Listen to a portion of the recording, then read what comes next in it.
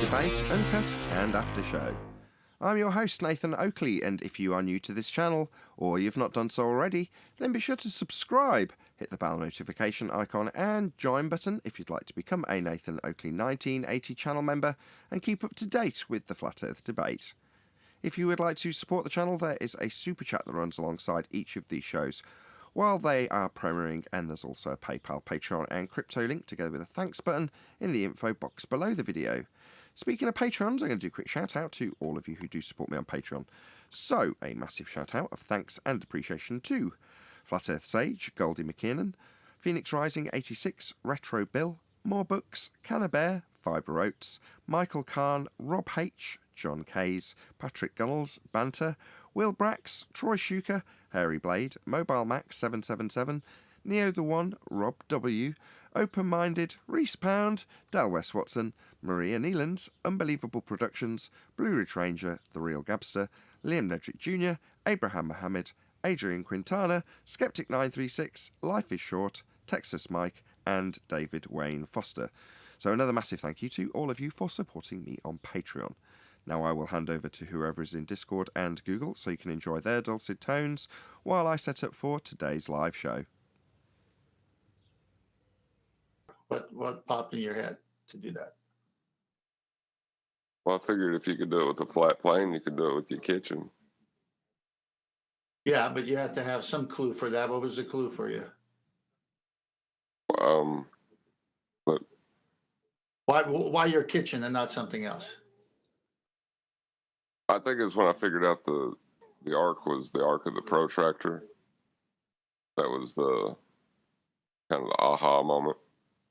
So then you can put that anywhere, including your kitchen. Oh yeah, yeah. Then it was just anywhere. Yeah. I like Kitchen just happened. I like how you've got these series of stories. So you've got your introduction to Flat Earth story with the Black Swan and how you couldn't reconcile that, therefore became a flat earther. And then further to that, you've now got your story of turning your kitchen into a sphere based on the methodology of turning the flat plane we dwell atop into a sphere in the heliocentric model. So you've got this nice progression of stories that you can tell along your journey, John. Yeah. Yeah, I need to actually put some work into my YouTube channel. It's just hard to do between the kids and everything else, you know. Indeed. Because I've re-leveled up all these lines now, I'm assuming Discord, can you just tell me if everyone in G+, that conversation between me, John, and 10th, was that all about the same volume? Yeah, 10th Nathan. was the most quiet, sorry. 10th No was ticket. Yeah, no. Yeah, 10th you was- were. Go on. Well, go ahead. I thought you sounded pretty. No, good. I want you to tell me. Yeah, no, but I thought all three of you. You're coming in loud and clear right now, Nathan. And then I thought it was pretty good. They're all about the same level. They seem about the same level. They look about the same level on my meters. Neil, can you just interrupt this conversation for a second? Yes, no ticket. Shut up, Neil! Excellent. Did that distort?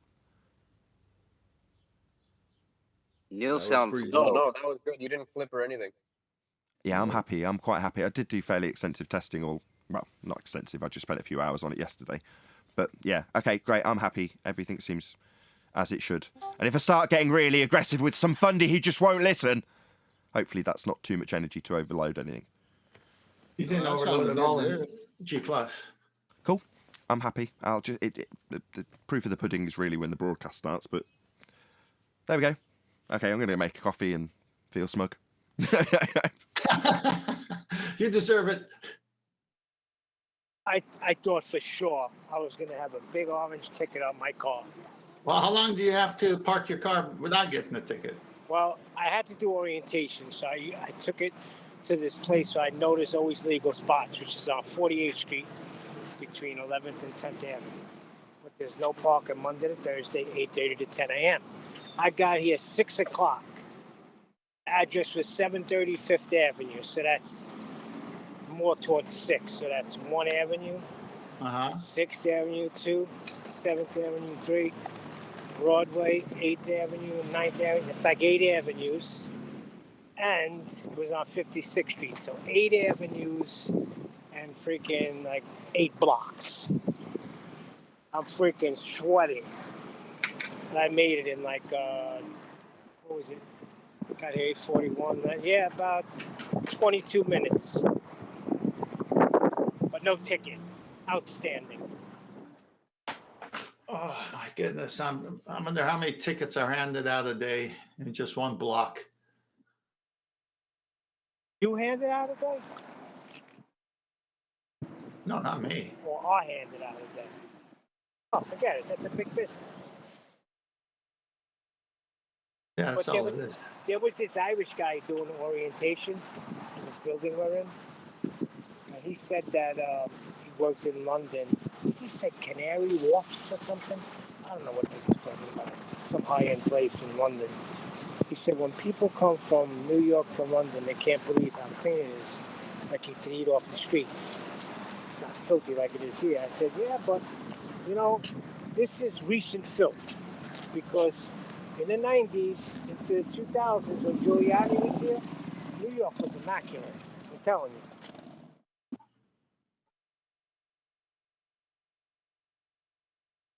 Now it's disgusting. And now we have our on-site New York street reporter, Neil. Freaking Democrats. Devil rats.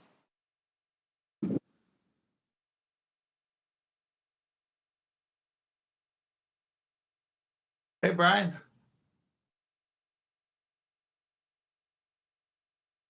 Well, he left. He's gone now. How you doing, Ben?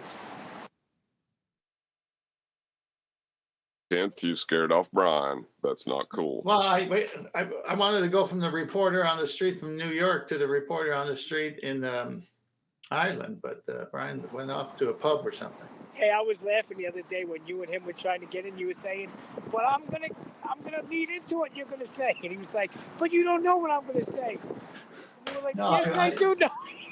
I was hysterical on that. Well, I was going to set him up because I knew where he was going because him and I talk a lot. So I was going to say something to his benefit. I was going to set him up.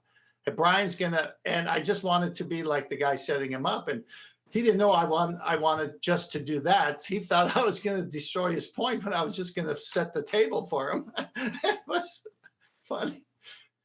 I gave up at the end. It was like, forget it. I can't even do a favor. You should have said, "But I want to help you, Brian." No. When someone is that intense into making a point, it doesn't matter if it's a positive, enabling point. You just gotta get out of there. It's like a truck rolling down the hill. You just gotta get out of the way, I guess.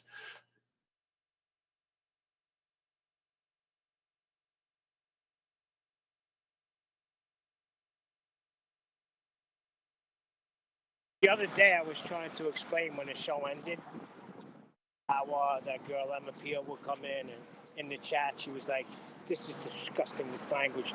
The guy's just asking a question." This was with, the sneak attack video Nathan did with the extremists.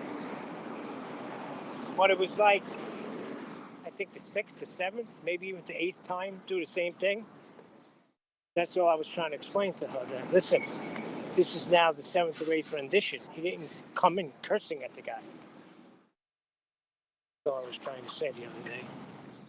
No, Eli was like, "Why do you get involved?" I'm like, I was moderating the chats. That's it. I finally got disgusted. I just said, "Goodbye. You ain't listening."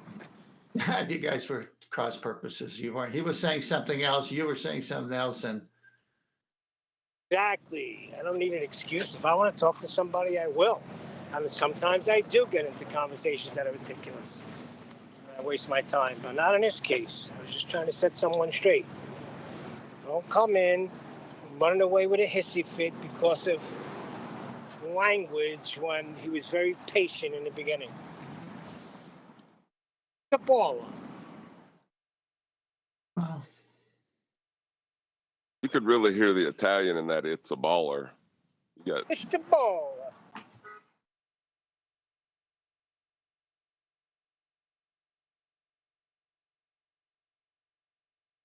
I Yeah, wonder then if there Arwen. is. Oh, then Arwen was saying that they're not really girls.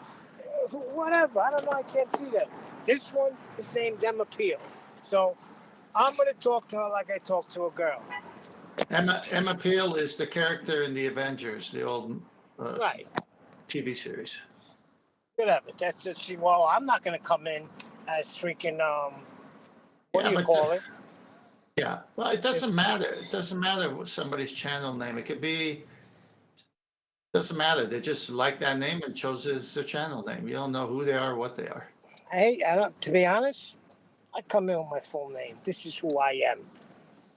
Nah, we don't believe you.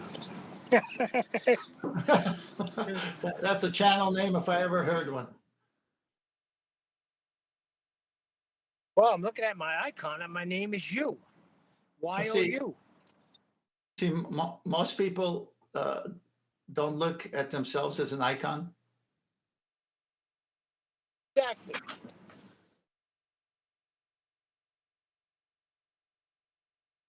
Well, I thought yesterday's show was pivotal, especially the first half. Agreed. It reminded me of the Matrix. We have the globe believing normies, which were discussed, and they need to take the red pill. Then you've got the ballers, actually the anti-flat earthers / ballers, which are your Agent Smiths. And then you've got us who took the red pill and we're doing our thing. And it's come to that point to where that's the way the world is. Right. But I wanted to ask you a question on that when Anthony came in, when he was saying that the earth is without form and void. That was before creation, though, right? Correct. Didn't God begin to form it? Yeah. Okay. Well, he goes through the days of creation and explains it, but he's just telling you it was without any of that prior to him putting his handiwork on it. And when he was done, he doesn't give us a definitive shape. Neil, he's not making a point in biblical terms. He's just using the language to trigger anti-Christians. So he's not suggesting that description of it. Yeah, he's not saying that when he says without form, because he's describing an aspect. That's just a different way of wording that an aspect doesn't have a shape. But without form triggers something in people's minds when they're arguing against Christians. That's why Anthony uses it, not because he's suggesting that God suggested that. I did hear him. I'm asking Tent, though. But he goes on to create it, but he still doesn't give us a definitive shape. Right? Well, we have it throughout the rest of the scriptures where it's being referred to, and we know what it's not. It's not a ball spinning, and it's got foundations, as is spoken about. I gotta go through all the text, but yeah, it's definitely not the heliocentric model that's being described whatsoever. If you go to Genesis 9, and God said, "Let the waters under the heaven be gathered unto one place, and let the dry land appear," and it was so. So if that's the order of things, if you go back to Genesis 1, then it really is void and without form. It's there, but it's not. It's there in God's creation, but it's not manifest yet. He's not split the waters yet. So it's there, but even the surface of the deep, is dark at this point. So he's manifested it, but it's not yet brought in to full creation. It's not till later on that the earth, the dry land manifests. Right, because my brother's saying that he says that it's a sphere. I'm like, no, it doesn't. It just says it's without form and void, right? And then he goes on to create, but he still never gives us a definitive shape.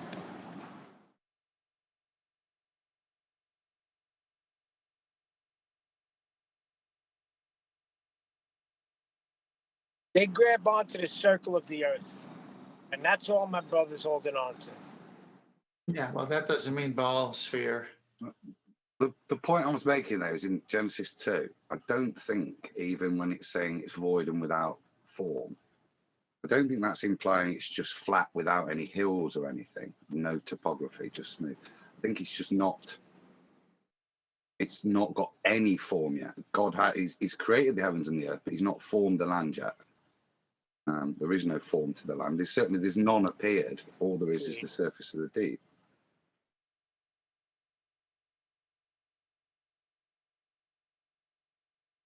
But when Anthony uses it, he's not using it in that context because that context isn't there for me.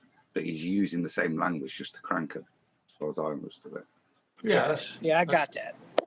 That's the way Anthony said he was doing it anyway. So I was asking on my own. Sorry. Yeah, we got that too. I'm sure you heard that.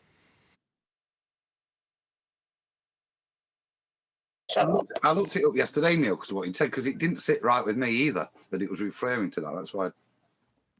Yeah. Anthony's reasonably well biblically versed, although he claims not to be on a fairly frequent occasion. He knows enough to know why that will sit uncomfortably. I know Anthony well enough to know that is absolutely intentional, because it doesn't quite fit biblically either. Anthony's a bugger.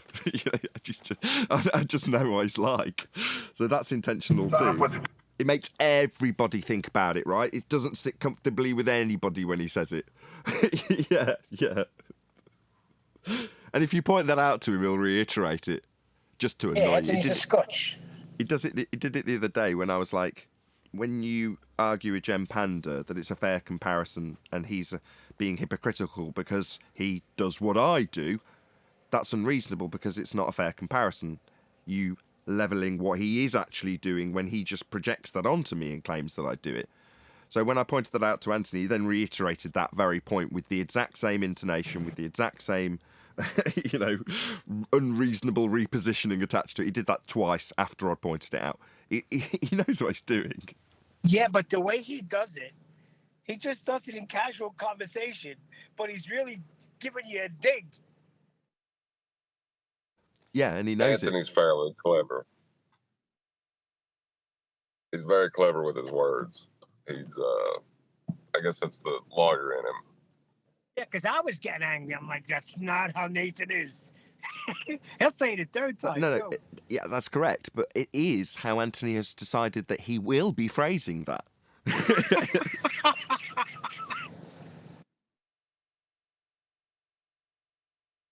Well, he builds his arguments logically on, as he goes. He can't just change up the very beginning. It ruins his entire argument. It doesn't. It just means he's got to add extra disclaimers. Now, I'm all for extra clarity.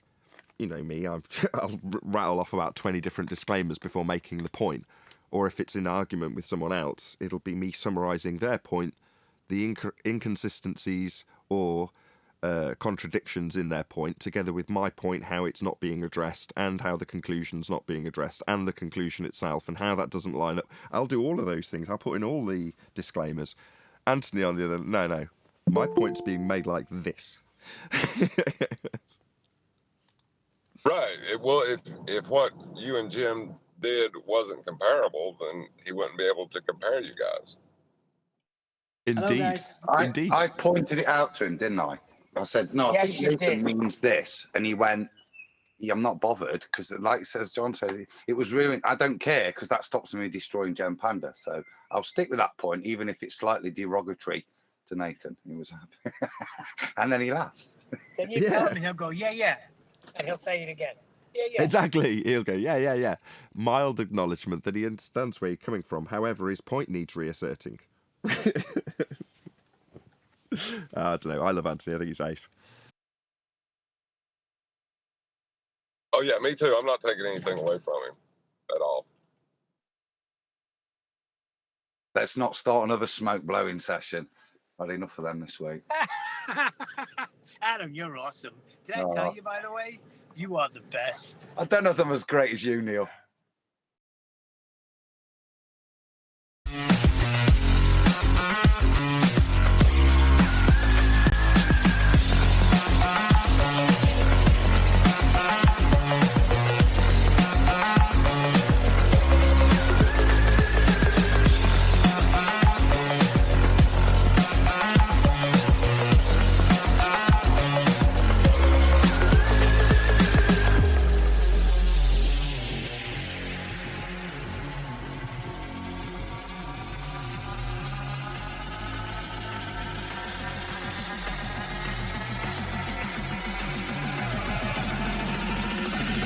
What a lovely Welcome day! to Flat Earth Debate Live.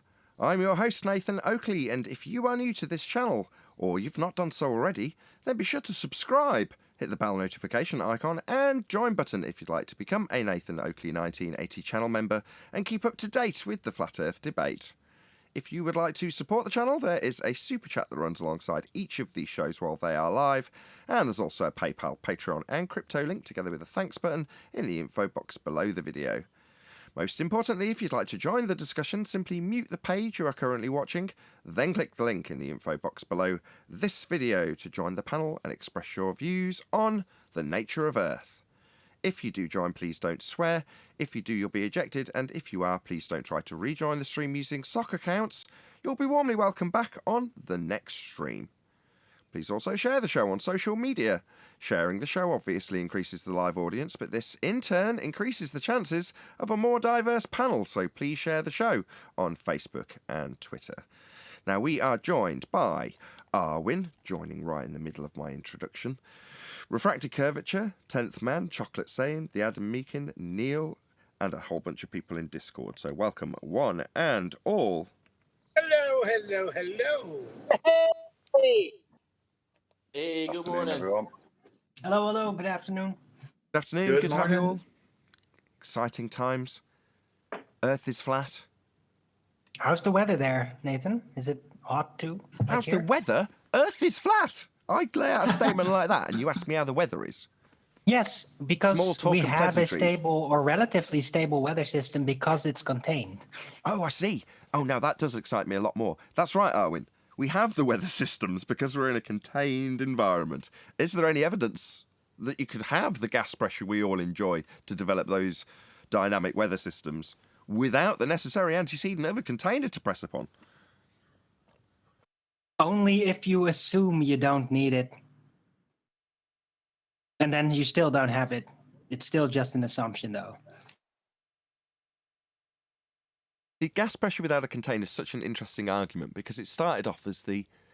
When something's new, it always seems like the bee's knees. It's like, this is such an amazing argument. Why did I think of it? It's amazing. I want to tell everybody. And then you disseminate it, you repackage it, you repurpose it, you put it into practical application. And then, I don't know, 4 years later, it's part of a comedic routine when you do a Top of the Pops style rendition of the various arguments that we have. You know, down 2 at number 3, it's gas pressure without a container. Well, why is it down 2 at number 3 when it's the bee's knees back in 2018? Well, because we can annihilate the assertion that we have Earth curve or the presupposition of an R value at 39.59 with the black swan, which is what knocked it off the top spot, right? So, any evidence of the R value, I might as well ask. Nope. They can only derive it from a flat plane, not from a geometric horizon. Right on. We debunked the geometric horizon. The physical limitation called Earth curve claimed to be the point where boats fall over an edge. Hilarious, isn't it? If you're a baller, you've got boats falling over edges. Isn't that insane? Well, there we go. We debunked that in 2020. So now, knocking off, gas pressure without a container from the top spot. And again, back in 2020, I honestly thought, it don't get no better than this. This is as good as it gets. This is fantastic. An unbreakable debunking of R. And the rebuttal that comes back our way is refraction. An annihilation of the claim in the first instance. How glorious. It doesn't get much better than this. And then someone like Refracted Curvature, John, comes along and says, yeah, the logic is so powerful that I've turned from being an anti-flat earther to a flat earther. Because I can't undo the logic. Right, John? He's not even here. He dropped. He's dropped. I should pay more attention to who's in my panel, really. You're right. She was the hottest girlfriend at that time. Right. She was the new hotness. She being the argument. I still like it. No, Oh, it's, there's nothing not to like. Never Gonna Give Me Up is always going to be a catchy song. when it comes to R and the demolition of R, there's nothing better than the Black Swan. Exactly. Back in 2020, that's my sentiment. There's nothing going to be better than this. This can't get better. How can you? We debunked R in 2016, but they still begged the question of it. They said, yeah, because we know we're on a sphere. Well, if you know you're on a sphere, radius 3959, then the distance to horizon will be the same as it is in your Earth curve maths for boats to fall over. But it ain't. Black Swan. Couldn't get much better. Beauty, though, Sean's back in the is panel, by the way. beauty is in the eye of the beholder. So this morning, I had a busy morning in the shop this morning, and one of the customers came in, and the lad's, he's about 20 odd, big NASA fanboy. And I just went, hey, the space is fake, dude, isn't it? And he went, what do you mean? I said, well, you can't have gas pressure without containment, can you? Anyway, yeah. So in that case, the most attractive girlfriend I could have had was number 3. Wouldn't have been as powerful and long-winded, but I don't very, very. Yeah, I don't want the audience to get the wrong idea. It's not like gas pressure without a container is like the red-headed stepchild. No, that's not the case. It's still, selling millions of copies. It's at number 3. You know what I mean? It's look at it. What if the redheaded stepchild is a girl? Look at it from a point of view of it's a false story to begin with. It's got many parts, and we're picking individually each part that makes up the whole of the false story. But debunking. Well, I would think. Go on, John. I was going to say, I would think in a debate about the shape of Earth, the gas pressure without a container doesn't necessarily directly address the shape. That's why it's number 3. No, you're debunking part of the narrative for the foundation of the claim of its shape. So it does step behind or step before the claim of sphericity, because the entirety of the heliocentric model is based in a sky vacuum. A long time ago in a galaxy far, far away is a sky vacuum. And that's the story of Earth as a sphere. But the story having a palette of a sky vacuum, as you pointed out quite rightly so, doesn't necessarily debunk the shape. Okay, so there's no sky vacuum. Right, but we're still standing on a sphere. I mean, I still antipode from where I began if I travel south. Okay, so it doesn't necessarily address it. So its shortcomings, they're not exactly, it's just not its best special skill. It's not a globe debunking, hence me thinking that the Black Swan was as good as it got. It doesn't get much better than this. But like everything, like every good song, you eventually find there's something new that comes out that you do actually tap your foot along to more and want to play over and over again in the car.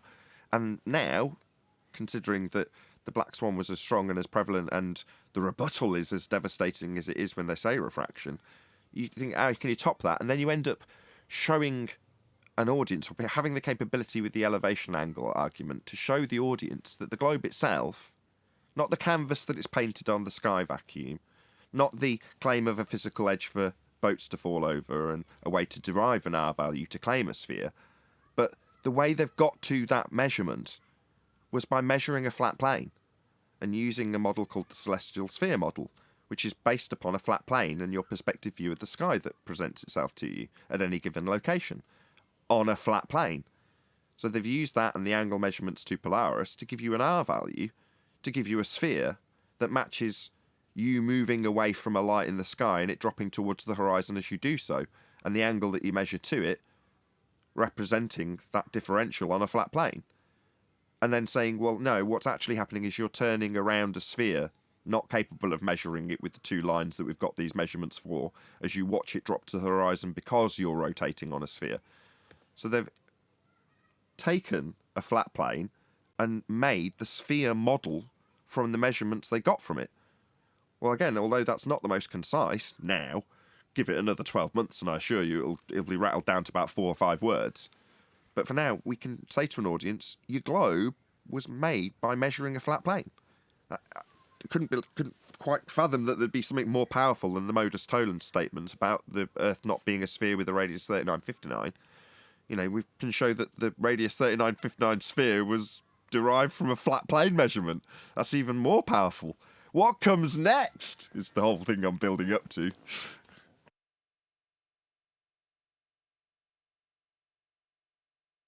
Well, there's a lot to say here. Let me just say, when you look at a protractor and you've got the baseline of the protractor, which is the 180, that's the shape of the Earth right there. and the arc of the protractor is what they've reified as the surface of their globe.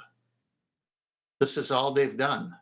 The astronomical, or what's known as a spherical triangle, is that part on the arc where the straight lines that are emanating from the flat baseline touch that arc. And then, of course, because they reified into an arc, hey, here's a spherical triangle. Yeah, but you reified the surface that you took the measurement from as that arc, when that's not where you took it from, if you follow what I'm saying. Right on. So what they do is they take an elevation angle measurement. They say it's projected to the celestial sphere. And then from there, it's broadcast, if I may use that term, back to the arc of the protractor that's imaginary. And there you have a matching surface to show a spherical nature of a triangle. But it doesn't exist because you need the vertex where the navigator is to get the measurement, and those are two straight lines, and they go out to form the angle, and you see the arc, and they've reified that as a surface. I may as well ask the question, is there any evidence that you can acquire an elevation angle measurement from a curved baseline? Possible. It's the death of them. They can't seem to get it because it is impossible. They even cut the globe in half. Well, that's where I was going next. They even agree. They say you can't get it from the surface. It's coming from an equatorial plane with the imaginary globe cut in half, but really it's coming from the surface of a flat Earth.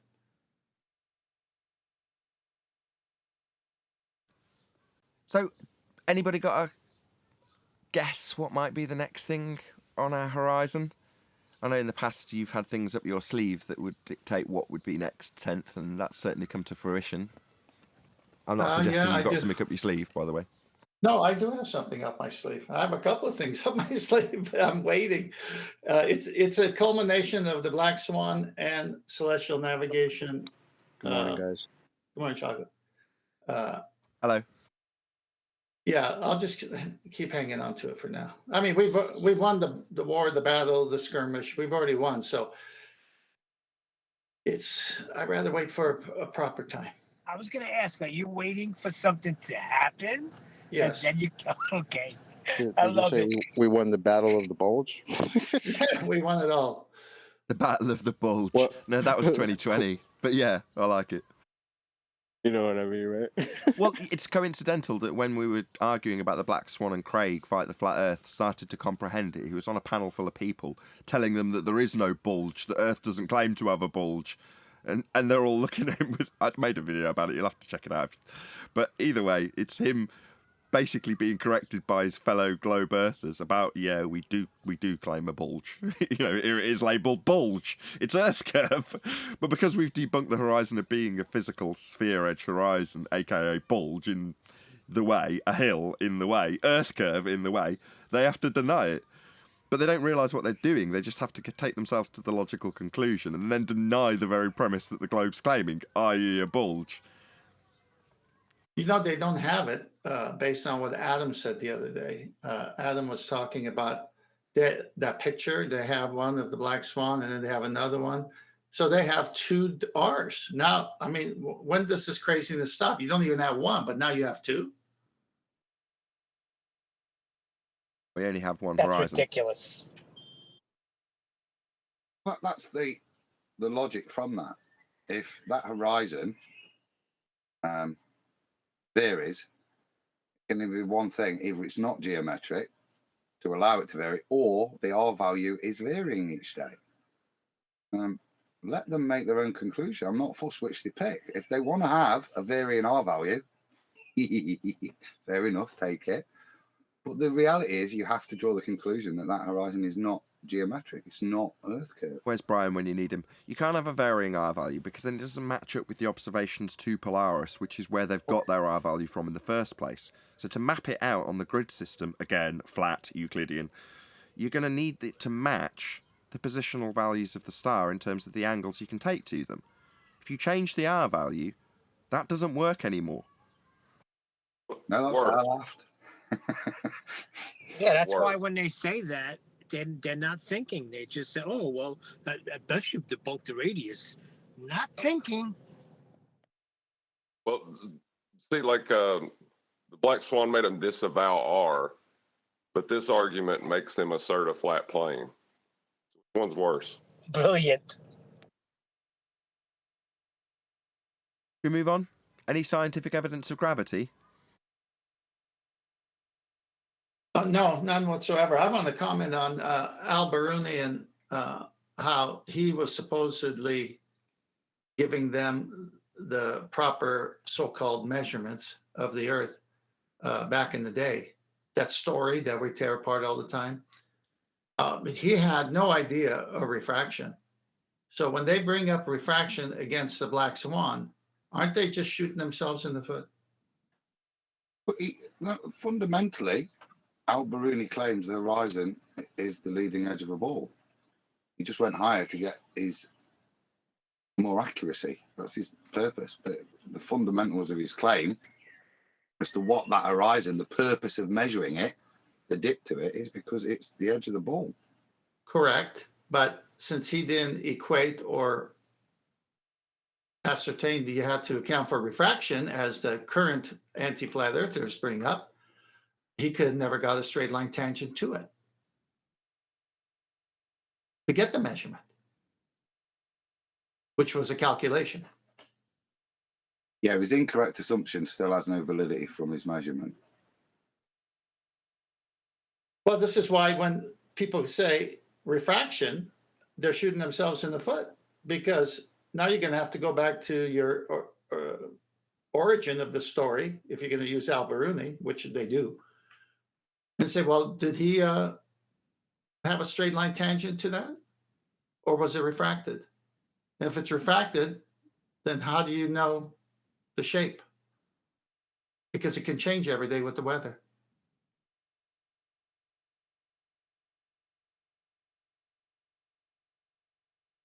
We've done 1, 2, 3, haven't we? We've been saying, and we've been covering. Would you say Coriolis is 4? Coriolis is... I never really had it on the list. Quantum Eraser often put Coriolis effect quite high up on the list, but I personally don't think so. I've pulled that list up. I'll share screen so you can. Dun, dun, dun, dun, dun, dun, dun, dun, dun, dun, dun. Are we going to get a top 5? You've got 2, 3, 5, 7. In at 7 is the no vacuum of space. Wow, down to number 7 in QE's estimation. I don't think these are in any particular order. No, it's the other ones. No, at number 6, then you got Coriolis. The Earth is not spinning, and these are ones that I've not heard. And that's why I was just looking at it. The ESSM block, or the Sea Sparrow, or rail guns, or whatever. That actual painting of the target over distances that, again, a bulge should be in the way. You shouldn't be able to paint that. I've not heard John mention that one in a long time. Yeah, I moan about that. Never one of my favourites, but me too in 2015. Why would you moan about it? Sorry, how often have you used a railgun or the Sea Sparrow, Neil? I see. How easy would it be to use the Sea Sparrow, Neil? Yeah, but other people have, though, so we can't take... Really? Other people have been to the moon, Neil. I see your point. How do they adjust for the angle on a Sea Sparrow? Are we going to get into the Sea Sparrow now? I've just pointed out how weak I think it is. I don't think it's weak. I think if you take it as red, but the whole point of being in this arena for me is to not be taking things as red. You know what I mean? So it's a bit of a quandary. It doesn't mean it's a bad proof. It's another one of their contradictions. The way in which they cite that works is in denial of globe geometry. Whether that's a proof, I don't know. Well, there you go. Back to me saying yesterday that, in a kind of embarrassing way, what I thought was proof wasn't. And the journey continues after finding out about the sea sparrow and the contradiction it provides the globe with. But did I take that and go, yeah, that's my silver bullet? I didn't, personally. My journey continued after finding something better. And now we're at that point where I go, can anything even get better than showing that the globe was made from flat Earth angle measurements? I don't think it gets much better than that, but I said that about the black swan and about gas pressure without a container. I don't think I ever said it about the sea sparrow, although I undoubtedly told people about it, shared the video, talked and discussed it with other people back in 2015. You being one of them, Adam. It's seen it there. It's one I'd kind of forgotten until I'd seen it. I'll do the next one. I'm feeding back from someone in Discord. Bolivian salt flats. One of those beautiful. I mean, it's there on the QE's website, isn't it? Yeah, I'm not sure Bolivia's even a real country. Same as North Korea. And Australia. Do these places really actually exist? Don't know, I'd prove it. Does Canary Wharf actually exist? Canary Wharf? Yes. Yeah, I've seen that. Yeah, me too. That's gorgeous. I'm working with the guy that was one of the head contractors on it, and he mentioned it, so I just Googled it. That's gorgeous. That's fascinating. Thank you so much for sharing that with us, Neil. It's all flat because it's based along the river. I was just going to say that. On the river, it's so flat. So I think there's hundreds of thousands of square meters of the Bolivian salt flats that have no relief whatsoever. There's it's perfectly flat. I mean, on a sphere surface, there shouldn't be a salt flat. You know, the clue's in the name. Right. Bolivian Kansas flats. Yeah. Kansas is almost as flat as a pancake. Did he put that down? By comparison, it's flatter, according to Vsauce. So they have a very specific video. I think it might even be part of the opening on their flat Earth discussion. I can't remember. But they discussed how, comparatively speaking, Kansas is flatter than a pancake by scale. I remember QE had a picture of, I think it was a mountain on a lake, the reflection of it. Does anybody recall that? I might start using that. Sorry to completely ignore you, Neil. Next time we get somebody who's not an anti-flat earther, doesn't want to be called a flat earther, understands and appreciates the nature of the flat land that actually lays itself out before us, but because of topology starts claiming that it's not flat because that's a contradiction in terms. My response: by scale, Earth is flatter than a pancake.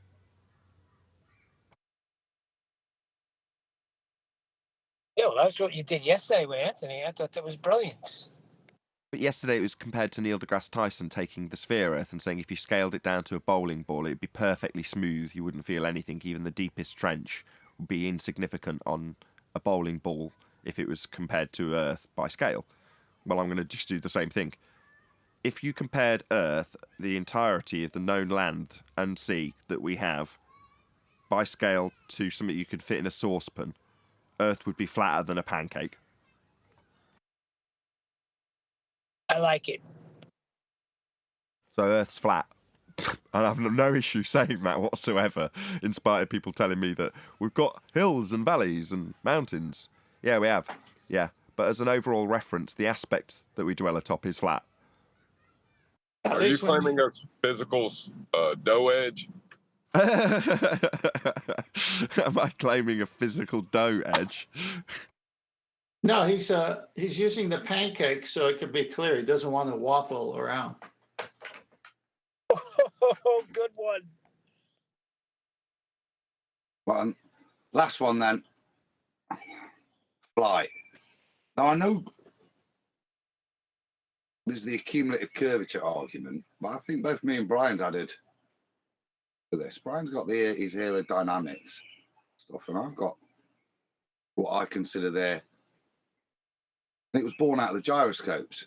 So all the logical inference again from how gyroscopes work, how planes fly, the data I collected to see if I was doing this, and the reality and the knowledge of how a gyroscope works to how it would have to change to accommodate for curvature. And as I defined it, within the ball model, their reorientation of down, which will be set and calibrated on the runway at that point. But as soon as you start to travel, you're keeping your down and your plane angle defined by the gyroscope in free space. As you traverse, the actual angle of down changes by 0.009 degrees per kilometer. The effect that would ruin the aerodynamics. Planes do not adjust for this. We can adjust the cumulative curvature along the journey so it doesn't become so outstanding. You can drop every mile, couldn't you, or every 10 miles and deal with it there. But what you can't do without reorientating the plane is adjust for how down would change on a ball. Perfect. Yeah, I mean, there's plenty of stuff there's so much meat on Flight. There's no way I'm going to begrudge that. And obviously we've covered the Sextant and the Black Swan already. Just so we can do a proper plug for theGlobeTerminator.com, which is the name of Quantum Racer's website, which is where this is located. Can you just click on one of them just so you can show the audience what you get when you actually go into one of these, how it actually functions? Because it basically goes into a detailed example of how the Sextant's being used as an anti-flat Earth debunking globe smasher, whatever you want to call it. Doesn't look like it's working. It's spinning a bit. It did that last time. Give it a minute, it'll come. But there we go. Perfect. It's because you're screen sharing with me. So here we go. So we've got elevation angle. That's the whole essence of the argument. And then as you go down on each of those tabs, it's got the examples for each argument laid down in a very quantum eraser way. So you can work your way through the example, hopefully get to grips with it if you're a reader rather than a listener. There you go. That's the Globe Terminator. Is it .com? I assume it's .com. Anyway, yeah, there you go. Check it out. Be Here or Be Sphere on Quantum Eraser's website. And subscribe today to his YouTube channel, which is just called Quantum Eraser. Adam's going to stick the link in the chat by the looks of things. So if you're in the live stream chat, check it out. If you've not seen it already, it's a very good site. He does put a lot of effort into it. He keeps it very up to date. But no ball bust this Saturday, right? The week after this Saturday? Yeah, it's a fault. We did it last week. The Saturday just gone was the last Ball Busters. And it covered science and the scientific method. I think there might be one more conclusory science presentation in 10 days or so time. Which is great, and yeah, obviously plug out Ball Busters all day long, but because we've been covering it so much recently on this show, not that I wouldn't plug QE otherwise, but go and check out his most recent Tuesday live stream, which was specifically about Coriolis deflection. He's done 2 now. He's done them the last 2 Tuesdays running, which is great. He's keeping the irons hot, which I like. It's keeping people's interest in the subject alive, and while people have got a reasonable comprehension, having it drilled into them by Quantum Eraser and me on a regular basis is also good, especially as we're getting to the point now where we're trying at least to simplify a complicated or attempted to be made complicated by our opponent's argument, which is Coriolis deflection, and basically keep it nice and simple. And that can only be really done when you're arguing with your opponent and they want to appeal to you for their individualistic, non-heliocentric, non-Western world belief that we've got, say, Earth and atmosphere moving together to not show drift. We'll, moving forward at least, start asking them, why don't you believe that there's Coriolis effect? So, like us, you don't believe. So, any evidence that there's axial rotation of the Earth-based variety, obviously. On that, on Tuesday's show, I did try, because it was after Ball Busters in the attempt to sea change, so we're no longer trying to explain their model to them before debunking it. We're just call them globe deniers. So try to look at it like that. So it's a lot simpler, it's a lot quicker, but I did try to address it like that on Tuesday's show. So it is updated, this one, a little bit, but based on our giving up of help, our charity. We're ending our charity work with the ballers, aren't we? Well, yes. There's only one danger that, after pondering it, might come about, which is to say, and I'm not blowing smoke up our own arse. Let's get that out of the way straight away. Having a really good knowledge of how Coriolis deflection actually is in operation on a globe, in operation full stop, means that we can turn around as soon as we spot that somebody's deviated from that and ask them why they don't believe the globe. But if you're watching as a bystander and you just see somebody say, well, the plane accounts for Coriolis, and we go, why don't you believe in Coriolis drift? Why don't you believe that we've got the 15 degrees an hour deviation observable from the ground because we're turning that the globe Earth claims? Why don't you believe that? There's a temptation to think, all right, all they did was ask them why they don't believe the moment they started claiming anything about it. And in the same vein, yesterday I was like, don't call them heretics immediately, because you don't know for certain. It's a good likelihood that they'll start claiming globiolis, but you don't know that they're going to be a heretic and defy the globe claim until they actually do. So, yeah. And when they do, you heretic, burn them at the stake.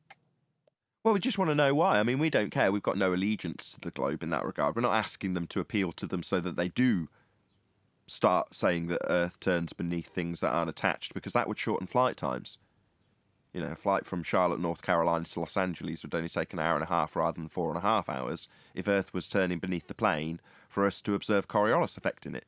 And you've got to be on a turning reference frame beneath things not attached to it to see Coriolis, and that's what the globe's claiming. So, to see Coriolis, we're on a turning Earth, turning beneath things, looking at them look like they drift. So we're turning beneath things in the air then. Well, then flight times would be shortened drastically, because Earth's turning beneath aeroplanes in that scenario that's claimed by the globe. So, like I say, we're not appealing to them to change their view on the globe so they understand how it does happen, because it doesn't happen. There is no Coriolis effect observable from the ground, unless you're on a roundabout. But just on the ground, on the soil, you're not observing anything drift. Planes aren't drifting in the sky, and if they were, they'd have shortened flight times. But when somebody claims something contrary to the globe claim of 15 degrees an hour Coriolis observed from the ground because we're turning beneath stuff, we'll just ask them why they don't believe. They don't have to show that it happens. They just have to believe what the globe tells them to believe. You have to believe that there's 15 degrees an hour drift, and the cause of that, the only cause of Coriolis and the only way Coriolis can be caused, is by rotating beneath things. So you better start believing that you rotate beneath things, anti-flat earthers. Otherwise it'll be pointed out that you're just not a believer. Like I say, you don't have to prove it happens or doesn't happen. You just have to believe that nonsense that we're turning beneath things, because that's what the globe's claiming.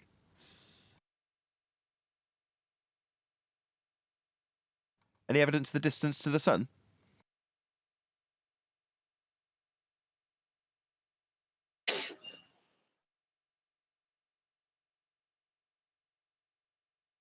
Well, I was waiting for Arwin, but no.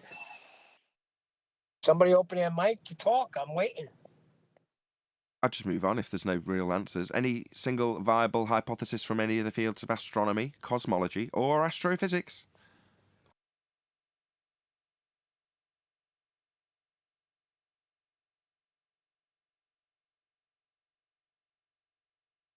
What day is it? What happened to the enthusiasm level? It's Thursday. Don't normally Where's ask. Discord? Help us out. Typically, no, that's just part of the course. The pattern is mild enthusiasm on Monday, slightly above mild enthusiasm on a Tuesday, reasonably high level of enthusiasm on a Wednesday, very low enthusiasm on a Thursday moaned about by me, followed by over-the-top enthusiasm on a Friday. So tomorrow it'll be, woohoo, we're here, the flowers to bear, hey, from everyone in Discord. So, Well, I'm still waiting for somebody to come up with some proof or something. well, I'm asking for a viable hypothesis from any of the fields of astronomy, cosmology, or astrophysics. I don't seem to be getting anywhere, though. Go on then. You're most likely going to need R for that. That's a problem.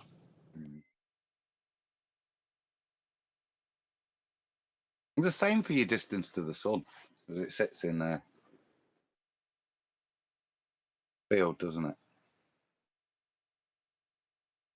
So to summarise, I suppose, you're going to need R for that because all we've got is scalar relationships. So you need something to put these scales and ratios to. So, and Riley's the best experience, so I'll keep this all Brian. It's the transit of Venus that gives us that distance scale if we assume that Venus is our twin planet with exactly the same R value as us. And we know the dubious provenance of the R value, so I won't go into that. Right. That's so, what Mizzy in chat was saying yesterday. well, we've got a dubious That's what R you said. value for Earth, then we've got a dubious R value for Earth transposed onto Earth's twin. The only reason it's called Earth's twin is because it's assumed to have the same radius as Earth. That's what Adam's saying. Well, how do they know it's the same size as Earth? Oh, okay. An ingenious methodology of just deciding that it is. Ingenious, I would say. Meanwhile, you just have to take that assumption and then apply Kepler's third law of interplanetary motion, and that gives you all of the different mathematics and scaling values. But you've got to start somewhere. And as Adam's already pointed out, you get that from the transit of Venus. And then you can scale everything. But you do need the size of that light in order to do that. Well, with Venus being our twin, that puts all of the distances at the current rhetoric, distances, 93 million miles sun, etc.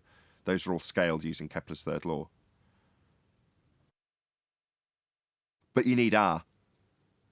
And you need a size for a light in the sky. So they just use the same R and just transposed it onto Venus. Any evidence of a self-perpetuating molten iron core at the centre of a presupposed spherical Earth?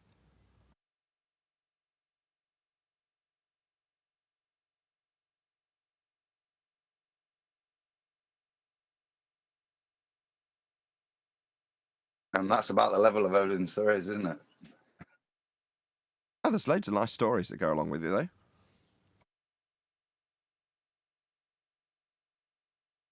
It's not been long enough since I last told the story of Thea, so I'm not going to. I'm reading something in chat where somebody was beat down by Chocolate, QE, and Witsit. Really? Beat down? Anybody know about that? Can you expand on what beat down means? Do you mean debated and then lost? I guess so. Somebody in chat as in VC? Check it out, I'm using the lingo now. Correct. YouTube's. Somebody in the YouTube chat is saying that they were taken apart by QE and Witsit. Right, yeah, YouTube chat, I'm sorry. So, Zai, where can I watch the Witsit QE Chocolate beatdown of Matthew? Chocolate, you're in it. Yeah, Chocolate, you're here. What happened? What are they talking about, Chocolate? Chocolate? Chocolate! Yo, what up? I haven't been paying too much attention. I'm at work and busy. I'm actually talking about Fire Earth with one of my coworkers. So, where can we find the beatdown? Where can we find what? It says, where can I watch the Witsit QE Chocolate beatdown of Matthew? Is that what it's called? No idea. 24/7 should be. You talking about from last night? Must be. I'm assuming. Yeah, that was last night. 24/7. I could try to find the video and link it. Should be the last one that was streamed because each one is like 12 hours or something. So I can find that if that's what you want. Yes, please. That'd be really great. Thank you. That's gonna. You're not waiting for that for the live show, right? No. I mean, it's not like we're waiting to play. It's just okay. Somebody mentioned it in chat, and we were just intrigued to know where it was or what it was because nobody had a clue what was actually being talked about. Oh no, it's. I mean, it's this guy Matthew. Calls himself Matthew Learns or something, and he just he's an avid globe believer, right? So he argues it, but at the end he'll always concede and say, well, I just believe it because it just makes sense. He's one of those people, and he's been doing that for like years. From what I know, that he's been coming in 24/7 or wherever he's been. So he's just one of the. It's like kind of a funny. It's like he's like a concession vending machine, right? Who just still believes because he just believes it, but he'll concede to almost everything. He does. I mean, there's plenty of concessions he made just yesterday, and this is a thing. He's been doing it for a while. Concession vending machine. I love Love that it, one. chocolate. Concession vending machine. Good one. Yeah. But yeah, I'll find that for you guys. Thank you very much. Quick shout out to Retro Bill. He says, if you attached a Foucault pendulum to a helicopter which hovered perfectly still, the Earth would clearly rotate beneath the pendulum, while at the same time exhibit zero spin under the helicopter. Yeah, that's a reasonable way of summing up that contradiction in terms, Retro Bill. Thank you very much indeed for the super chat.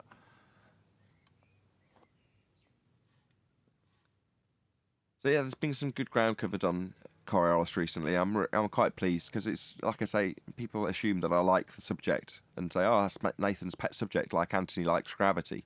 No, Anthony genuinely does enjoy annoying ballers by quizzing them on gravity and then catching them in doublespeak, whereas I don't enjoy arguing Coriolis effect, never have. Just seemed like something that I would have to learn because, I don't know, I get caught out, and that's the whole purpose of the show, isn't it, to understand these things. So, having all of the panel with a really good understanding of Coriolis means that moving forward they can go along with what I'm suggesting, which is to call people out on why they don't believe in the globe. But I'm not being horrible or detrimental to some of the people who are out debating flat Earth in this circuit. I do oftentimes see people not understanding Coriolis effect from our own side, and then arguing within the paradigm, and where they understand that they're not getting a correct claim from their opponent, they'll almost start arguing it, as I did too, for them. No, Coriolis is... we should see drift. You'll hear flat earthers saying things like, we should see the drifting under the helicopter. No, we shouldn't. We don't. It doesn't happen. But here's a flat earther arguing that we should see it because the globe earthers reposition the argument so he's not claiming what the globe claims anymore. So it suddenly becomes the responsibility of the flat earther to point out to the glober what the globe should be claiming. So I sod that. If they're not claiming it, just point that out. If they're not claiming that there's 15 degrees an hour drift, thanks, Bob, we used to get in the comments at nausea, well, that's 15 degrees an hour of the Earth turning beneath stuff to cause drift, like a gyro, or a pendulum, or a bullet, or a football, or a helicopter, or a drone, or an aeroplane, or you if you jump up and down. And therein lies the problem. Because it would be blatantly obvious if we did have 15 degrees an hour drift, our opponents argue for how there isn't any.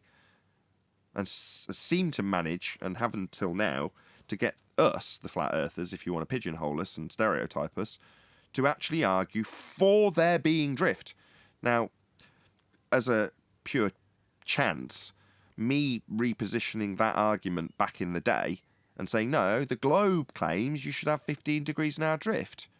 Not that we should see Earth and atmosphere moving together so there's no effect. And then Simon Dan comes along and says, so Nathan is saying that the Earth should turn underneath things to see drift. No, Nathan is wrong when he claims that Earth should turn beneath things. Here's an example of a man on a trampoline being dragged along, not drifting, with the reference frames ruined comment below it. You and your reference frames have been ruined, end quote, Simon Dan. Well, that's my bad. Technically speaking, that's me. But that's a real world example. But I just get to my conclusion. That's a real world example. Just get to my conclusion. That's me arguing so vehemently for the anti-flat earther to line up with the globe that some idiot like Simon Dan recognises that as me claiming that Earth should turn beneath things, and then he launches into a mode that tells him he should, because I'm a flat earther and I'm claiming Earth should turn beneath things, I've got to debunk him. He's a flat earther saying something. So suddenly Simon Dan launches into debunking my claim that Earth should turn beneath things to cause Coriolis deflection. So he doesn't realise it, or didn't at the time, realise that he's literally debunking a globe claim and saying that it's my claim. Idiot. But that's useful. But that has only come about because of the flat earth tendency to argue with the anti-flat earther about how they should be claiming Earth turns beneath stuff. Sod that. the moment they don't claim 15 degrees now drift, either welcome them to non-rotating Earth, or if you're intrigued, ask them why they don't believe the globe's claim of 15 degrees now drift. Don't tell them what they should be claiming, or point out how the globe claims this, that and the other. Just go, all right, you don't believe in Coriolis effect at 15 degrees now then. Me neither. Well, they just don't understand. They just don't understand. Now, we do. So we can educate anti-flat earthers. If they, are respectful of us, we can point out where they don't line up with the rest of the world who do believe they're on a globe because they just believe there's Coriolis effect. Now, they may not understand what that means, but that's why they can just believe it, where you, who potentially do understand what it means and therefore realise it doesn't happen, start claiming other things that aren't globe claims of drift at 15 degrees an hour, and we can educate out you, anti-flat earthers, on how you should just believe that there's drift at 15 degrees an hour, regardless of whether or not there is or isn't. I assure you there isn't. But that don't matter. Just believe that there is, because that's what the globe says.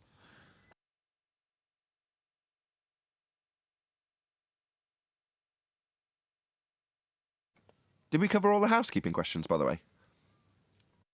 Well, we got to scientific evidence from astrophysics. That's normally the end, isn't it? We covered Molten molten iron iron core, core. we covered R, we covered axial rotation, gas pressure without a container. Any evidence you can Molten acquire? iron core. Yeah. No, we covered that.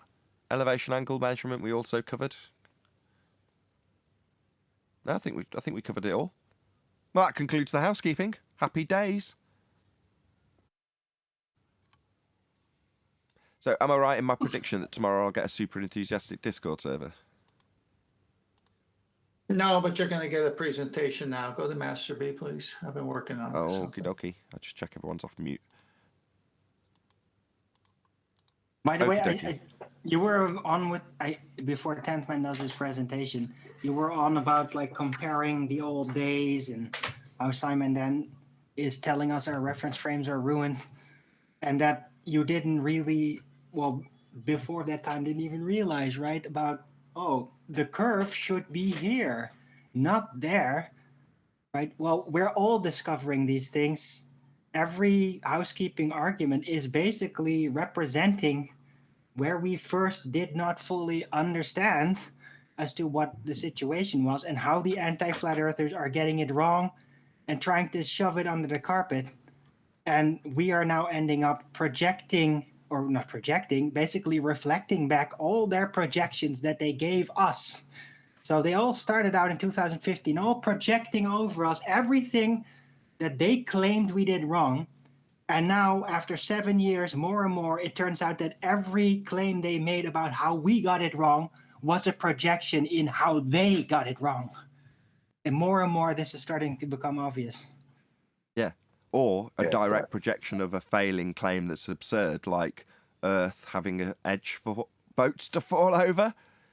So suddenly we're in a position where we have to Exactly. argue about boats falling over the edge of a pizza pie because they've got a boat falling over the edge of a sphere Earth.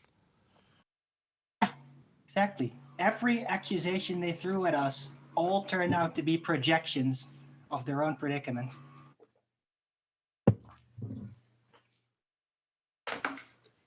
You ready? I am ready. I've got your, what's this one? It's a celestial sphere? Time and date.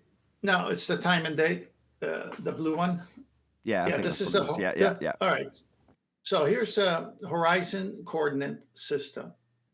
Okay, but as you'll see, they'll use this in a deceitful manner soon. So as you can see, you have the observer, you have a disk that's flat. At the edges is the horizon. You have the elevation angle to the star, and then the azimuth for the bearing. Next slide. This is a terminology we need to understand.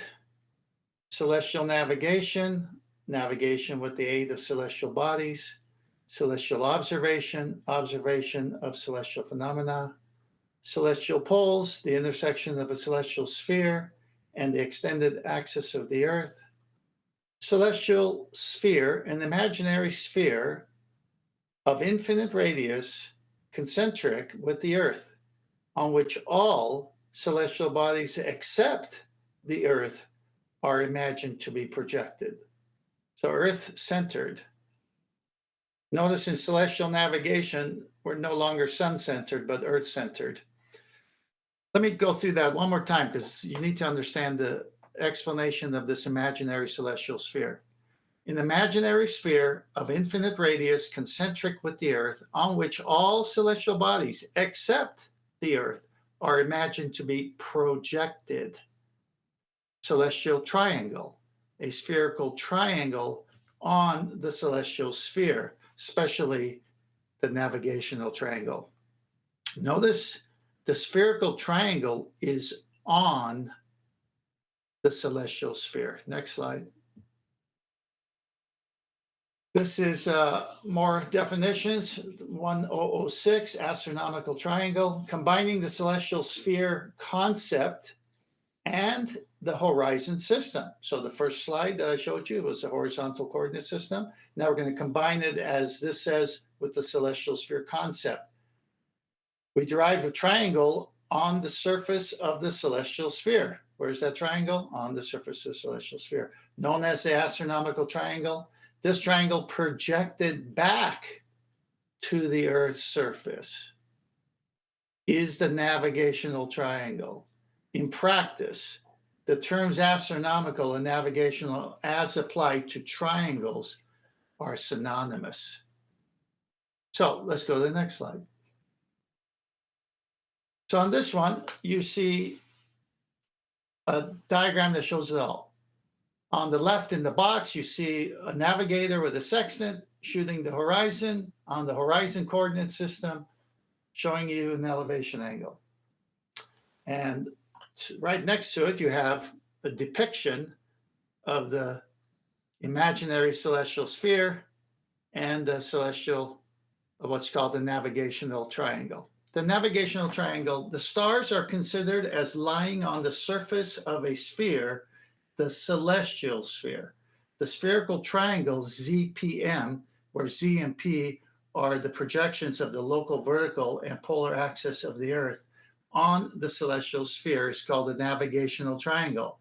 The terrestrial triangle, SPM, may also be called the navigational triangle. In most recent writings, it's PZX. It's basically the zenith position of the North Pole, the zenith position of the observer, and the zenith position of the star or luminary on the surface of the Earth. But you can see here at the bottom, they have the horizontal coordinate system where the angles must be achieved from a flat surface, because you can't get it from a curved surface.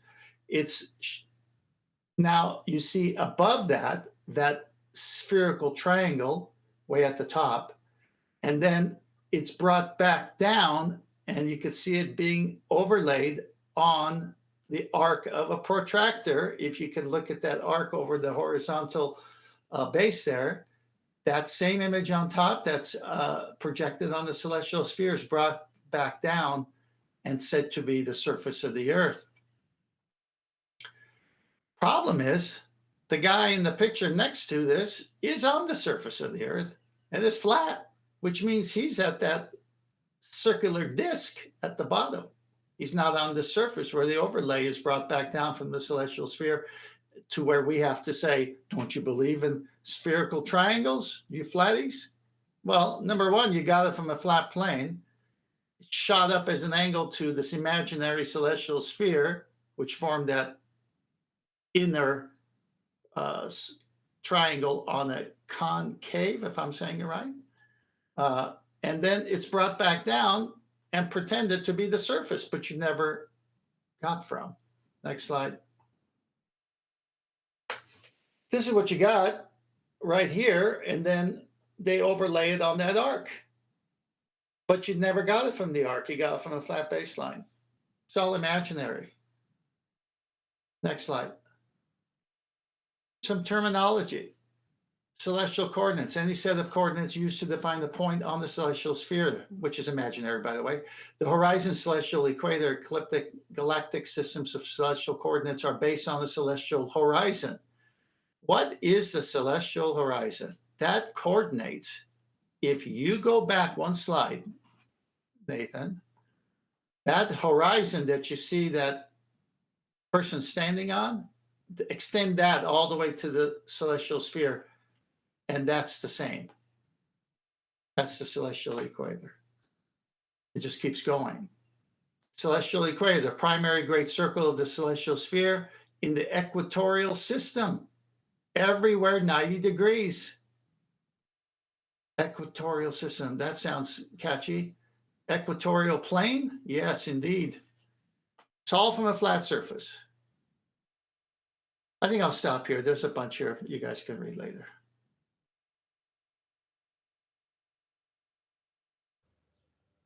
Did you want the next slide with the protractor?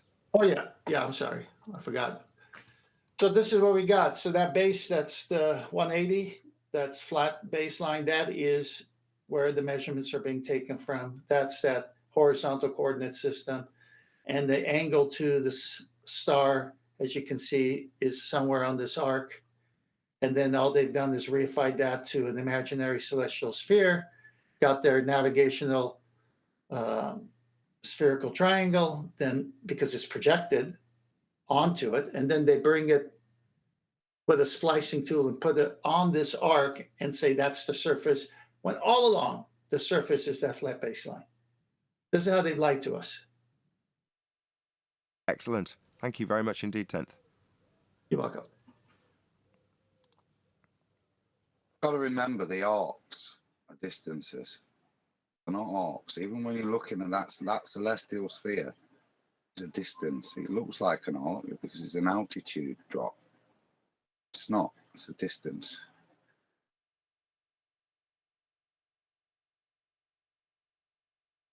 Quick shout out to Mike808, who just gives me money. Thank you very much indeed. Really appreciate the support.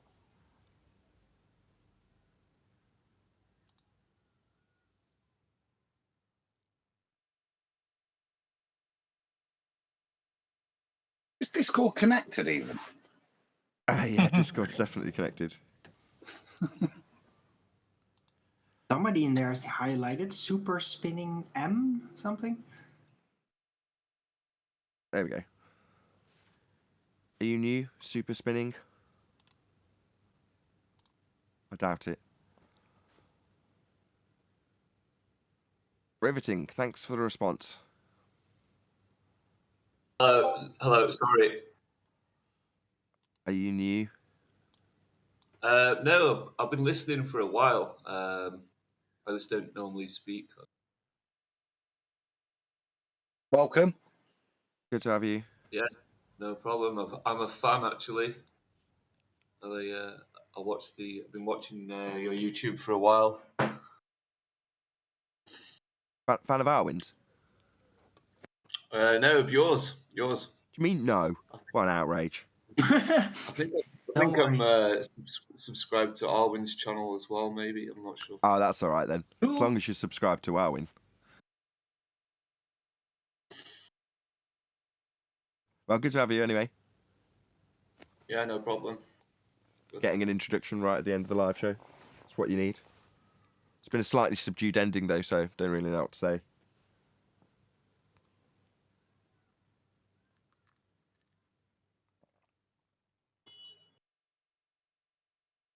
Always good to round out a live show on lots of dead air. What, did you get that thing from Chocolate? I'm being very busy in chat right now.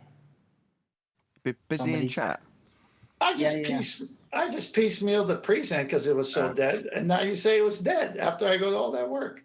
No, it just didn't develop anybody to go, wow, 10th man, you're so amazing, and start blowing your smoke up your ass for about 10 minutes. That would have been, something to round out on. Well, I wasn't looking for that. I was looking for some dialogue. Yeah, me too. Wow, That's my point. Man, that was awesome. Why, Neil? Let's see how close attention Neil was paying. I don't know. I wasn't even here. I wasn't even on. Shout out to Rich P. He says, I have learnt so much from this show. The panel members are outstanding. Thank you very much. Now, that's just the kind of sentiment I was looking for, Rich P. Thank you very much for the super There's chat. somebody in chat. There's somebody in chat that is in denial. They think that the second law of thermodynamics doesn't apply to gas pressure expansion required containment. I think laws of nature don't apply. Well, I don't think he recognizes that it is a law of nature, or that that specifically the gas pressure expansion is part of that. Has he I ever don't had know a flat why. tire? Has he ever had a flat tire? Well, to get back to what you just said about the panel, and he learned so much. Was it Richard B? He's right. The repetitive nature of this show, it gets it in the brain. And if this guy was listening, then maybe he'd think otherwise. Yes, so maybe, hey, if you're so convinced that you understand the natures of the laws of nature better than us, well, maybe get on Discord and, well, let's have a debate about it. What do you say? Is this guy seriously saying the high pressure, low pressure is not a law of nature? Yes, it seems he's denying the laws of entropy, but we'll get into that in the after show. So with that, I'm going to say, if you are watching this on either Nathan Oakley 1980 or Nathan Oakley Premiering streams, then stay tuned, as there will be an after show to follow. Unfortunately, though, if you are watching live, this is where we bid you farewell. A huge, massive, enormous thank you to all of you who smashed the super chat, liked, commented, shared, subscribed, hit the thanks button and the PayPal link and all that good stuff. Another massive thank you to today's Discord and G+ panels for making today's live show possible. Once again, stay tuned if you're watching on either Premiering stream. I've been Nathan Oakley, and I will see you all in the next video.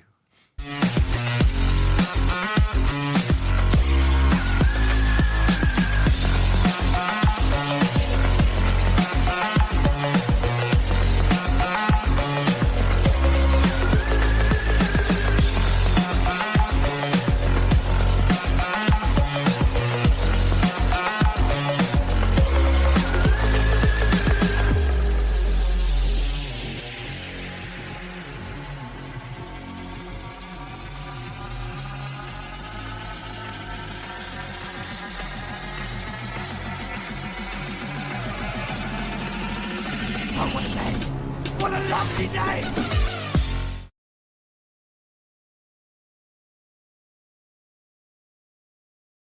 To the globe model. Ah, got it. Very sneaky.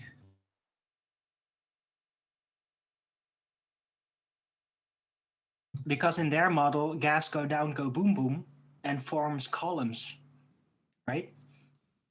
Yeah, I get fits and No. starts of people commenting on Thunderfoot videos that I've made with random ad homs normally, and they all get the same response. So you think gas go down, go boom boom, like bouncy balls poured into a fish tank? Lol. Where in the globe model does it say that? Are they doesn't. just being heretics and denying the globe?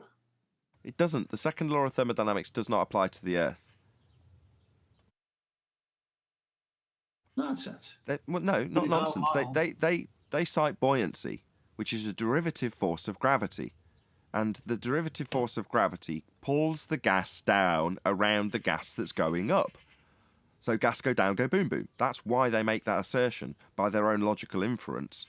Right. Because they treat the lighter gases like hydrogen and helium. They think of it like oil on water, you see? It's on the top layer. That's how they think of it. Of course, in reality, it isn't, but that's how they think of it. Right, but to have a layer of oil, that you've got a liquid that's bonded, so it's connected together like a net, like a chain. It's all linked up. That's what liquid is. Like solid, it's got bonds. But gas doesn't have any bonds. It's got nothing but gaps between all of them.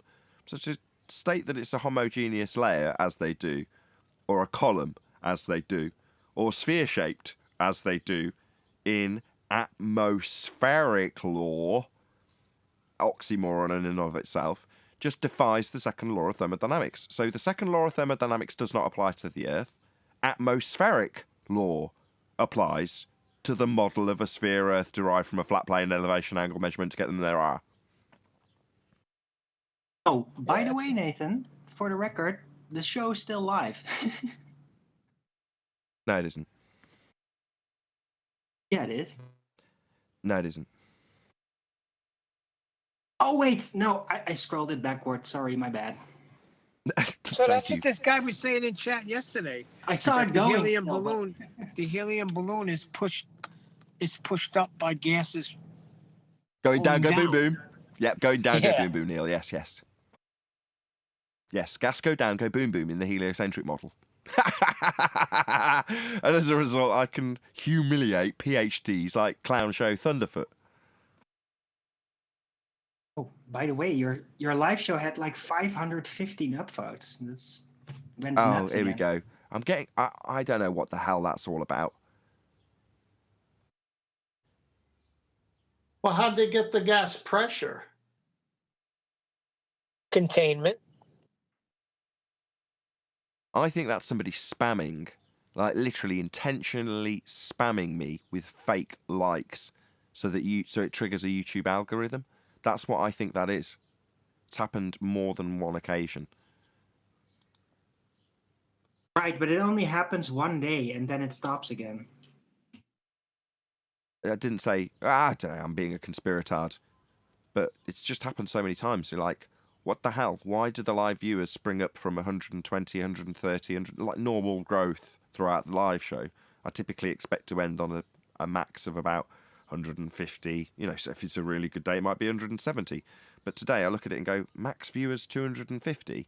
That seems wrong when the chat stream is still chatting away at 10 chats per minute. That doesn't match up. I know that the stats are wrong. And then when you say, oh, there's a shitload of thumbs up, you're like, oh, what the hell's going on? It really annoys me. I want my stats to be correct. Stat view denier, upvote denier. Well, Well, maybe it's I have creating a got little maybe bit I of have mix. got an uncharacteristically large live stream view without any reason, and nobody having shared the show beyond what they would normally, or you know, a famous celebrity shouting out the show or something. That kind of thing I expect. But when it happens, so let's say you get a really good shout out from somebody well known, I'd expect the chat to go through the roof as well. So if you get a load of YouTube viewers, there's a good chance that 1 in 10 of them will want to chat in the live stream chat. So if the chat numbers don't go up, I know those numbers don't match. Right, Well, and today- most actual people that do like visit new channels with the live chat are going to be like, hey, I'm new here. I got here through this and that, right? And then you know this is a real influx because of a shout out. Yeah, exactly. But yeah, that in the case, it just looks like something's wrong with my numbers. And, well, people like distorting numbers. I don't know why. I've seen it done by other people. So, I don't know. It just bugs me. I can only assume it's tax because that's what I'm used to having happen. So, Well, it was a Thursday subdued show, but you had the most people ever. no, not the most people ever, just a distorted number. Like 250 people isn't corresponding to the growth of the live stream chat. And the live stream chat corresponded with the normal viewing figures that I get that would normally be about 150 people at maximum. You know, about 120, 110, there or thereabouts mid-show, and then growing towards 100 for the first 15 minutes to 20 minutes. Anyway, this is just boring stats. I know my stats really well. It annoys me when they look wrong. Anyway, enough of my moaning.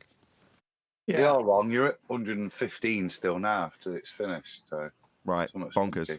That's Yeah. just nuts, isn't it? Also, I'd expect if there's 115 people still in the live stream, right? I would expect the chat stream. Let's just bring it up as I've still got it.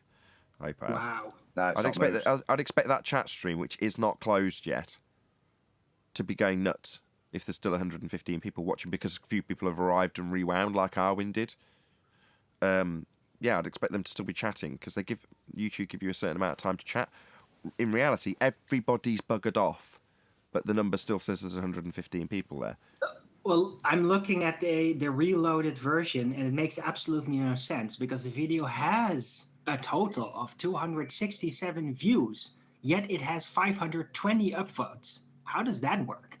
Yeah, that's where we started this. So I'd noticed that the live stream numbers were going up, but I didn't mention it when I watched it. I was like, oh, here we go. I was waiting for somebody you? else to mention it to see, how legit it was. So for the first mention to be you saying there's a disproportionate number of thumbs up, I'm like, ugh. Not that I Well, care maybe about it's- thumbs up. It doesn't mean anything, really. Maybe it's 2 thumbs up. Maybe, but the thumbs up I don't care about. The views and the stats in that regard, I do. I do want those to be genuine. I want them to be realistic so I can see any changing trends, patterns, decreases more than anything else so I can react to them. And if they're distorted, I look at my stats and go, oh, I'm doing all right, I'm just the same as normal. Whereas in reality, I might have dropped significantly, but because I've got distorted view figures added on that shouldn't be there, I don't know that I should be reacting. So, I don't know, just as an ex-salesman, your stats are really important to you. You need them to be accurate. Is there, like, this might be a bit boring subject by now, but is there like a way where you could basically contact YouTube about it? Like, this is weird. Do you know what this is? And all Yeah, that? there is. Or There is a there just- YouTube. Yes, there is a dialogue box that I have had to use in the past, and in recent years they have significantly improved YouTube. This is their communication between me as a YouTuber and them as a, whatever you call it, website provider. Yeah, so there has been times where I've said, I can't remember the last example that I got into. That was it. The last time I had to actually contact someone on YouTube, one of my members pointed out that he couldn't be seen in the chats. I'm like, okay, so you've probably been banned. Maybe. So what I typically do is go to that person's YouTube channel, their front page for their screen name, and then next to the little icon that says subscribe, there's normally a little icon. I can't remember what it is. You click that, takes you to a sub menu, and you see if they're banned or not. And that's the only way to do it. So you can't go into your own channel and just look up the list of people banned, because that's useless. I don't know what that even is. You have to go to their channel and check if you're banned there to unban them. I went to this guy's channel, he wasn't banned. I go to the YouTube in my channel to see, just on the off chance, not there either. So I can't find him to unban him. And I contacted... Go on. Have you tried the Google? I mean, I'm just telling you a story about how I contacted YouTube, not about the actual story. So as a result of the person saying I can't be seen and I'm a paid member, I went and contacted YouTube and spent a couple of hours trying to figure out the problem and contacting YouTube, and they did respond and try and help me alleviate the problem.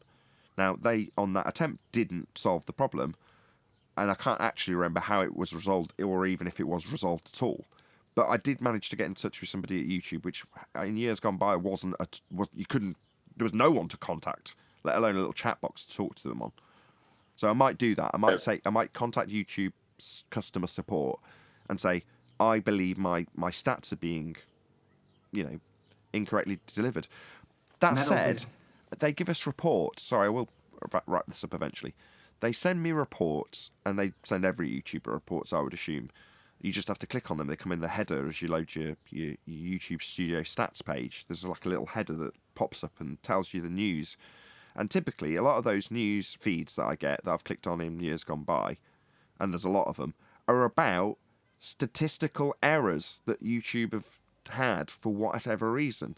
So YouTube stats for this date were incorrect or inaccurate. Problem hopefully will be resolved in the future.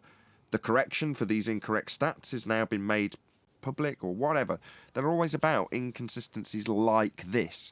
So on the one hand, when I go to contact them, I always have those sorts of things going through my mind.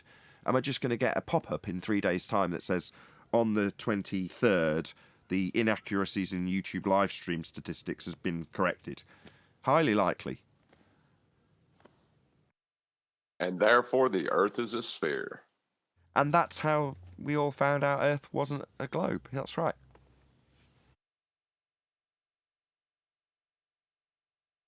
I figured I'd tie it back to flat Earth debate. About as ham-handed a segue as you can get. Beautiful. Right? I know you said you're not going to change the debate part of it, just kind of the way you say flat Earth debate. Since the whole globe thing's settled now, as far as debate goes, maybe everybody else has got to catch up with it. Is the ether a debate that will be had? What ether? What's ether? That like gravity? I don't know. It's not my position. I don't know. It's akin to asking if the unicorn, right? But will the Narnia debate take place? It's a similar Hell yeah. Well, we had a debate on the globe. That's like Narnia, right? Okay, 2 issues. One is ether is not the general Western worldview. And number 2, what's ether? What the hell is it? Well, hold on. Now, if you were going to say that relativity asserts space and time as a medium, and ether, whenever you try to demonstrate it, you require space and time. It? What is it? Seems to be space and time. So Man. ether is space and time. What space and time is space and time. And it's a concept. When you put those two concepts together, you get ether. What? So what he's saying is unicorns plus Narnia equals ether. Exactly. But that's probably a straw man. I don't know the position. I think that the ether believers would say that is a straw man indeed. Straw man riding a unicorn in Narnia.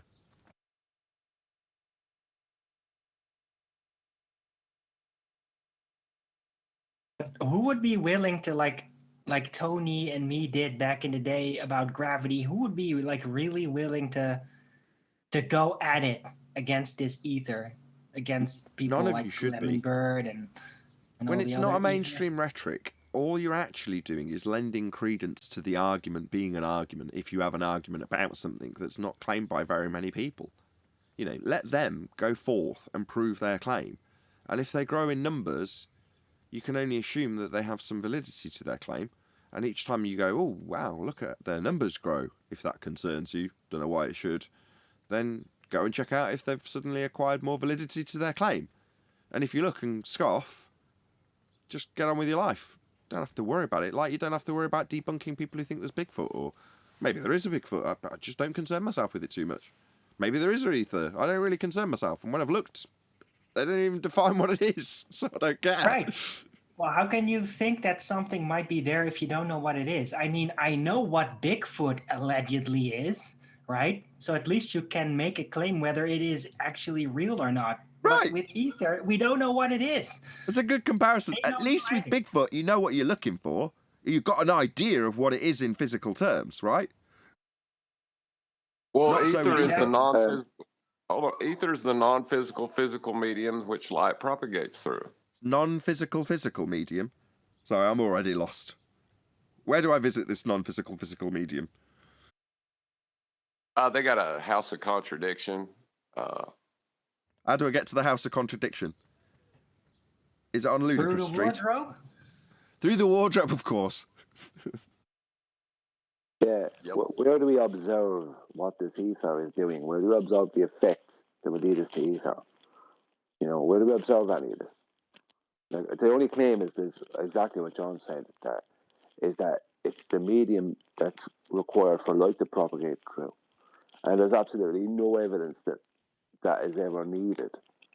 It's just a blank claim. Well, a blank claim on a gross misassumption that light, for some reason, supposedly is a wave, which it is not even claimed to be. Yet they insist that it is true. It's ridiculous. Worse again is that one of the things they have to back it up is it the Michelson-Gale demonstration? Is it the interferometry demonstration? I think that's what they have to back it up. That's the one on Well, the Lazy Susan, right? Sorry? The one on a spinning platform. Yeah, well, they record a 15-degree an hour drift of an hour drift. That one. In the gizmo, in the parlor trick. Yeah. One of them, Michelson Morley interferometer. Hold on, we got some interest, Brian. Go ahead, whoever it was from Discord. You're talking about the Michelson Morley interferometer. See, Martin Guznick does revisit that experiment and does it in the vertical and gets an interference pattern at 11.5 peaks, 180 degrees. Clockwise, then counterclockwise in the vertical. What Doesn't get in the horizontal. What was the phenomena they were studying? Interference of light. And where's that observed in nature? Light. Light is natural. Light is, but the interference, where's that observed? In the vertical. What's it look like? Yeah. Can you show it me?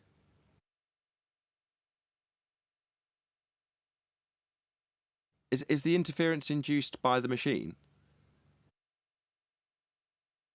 Well, I mean, I thought of that, but why wouldn't it occur in the horizontal if it was the machine? Why wouldn't it? I asked you to show me occurring, and you haven't done so. I asked if the interference you're describing occurs in the machine. Is it a yes or a no? With the light, yeah, it occurs when the machine is rotating. And does that occur in nature also? An interference pattern with light? The same thing that's being studied. The rotation. The thing that's without being the created machine. in the machine, that interference, is that something that is an observable effect in nature? Isn't light natural? Or The part of nature? interference in the machine, developed by the machine, the thing that's being explained with cause and effect descriptions and a label of experiment. That's the DV. The thing you're studying, the interference, that's what you're studying. So I ask if it's developed in the machine, you say yes. I say, is that observable in nature? And you say, why wouldn't it be? Light's natural. Yeah, well, Weasley. If it is, just show us it in nature. If it isn't, I'll move on to pointing out that it's a parlour trick, where the phenomenon is conjured in the machine.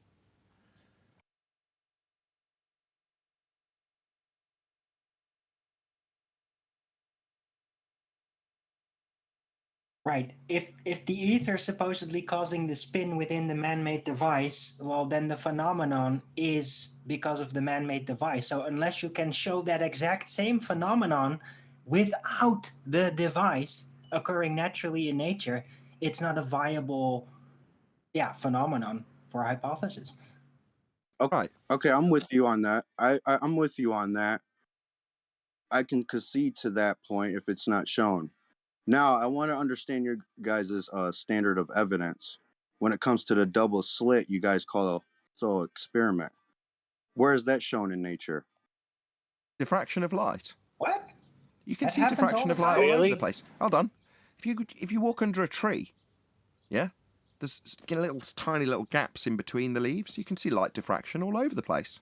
Light diffracts. Diffraction is definitely something you can observe in nature.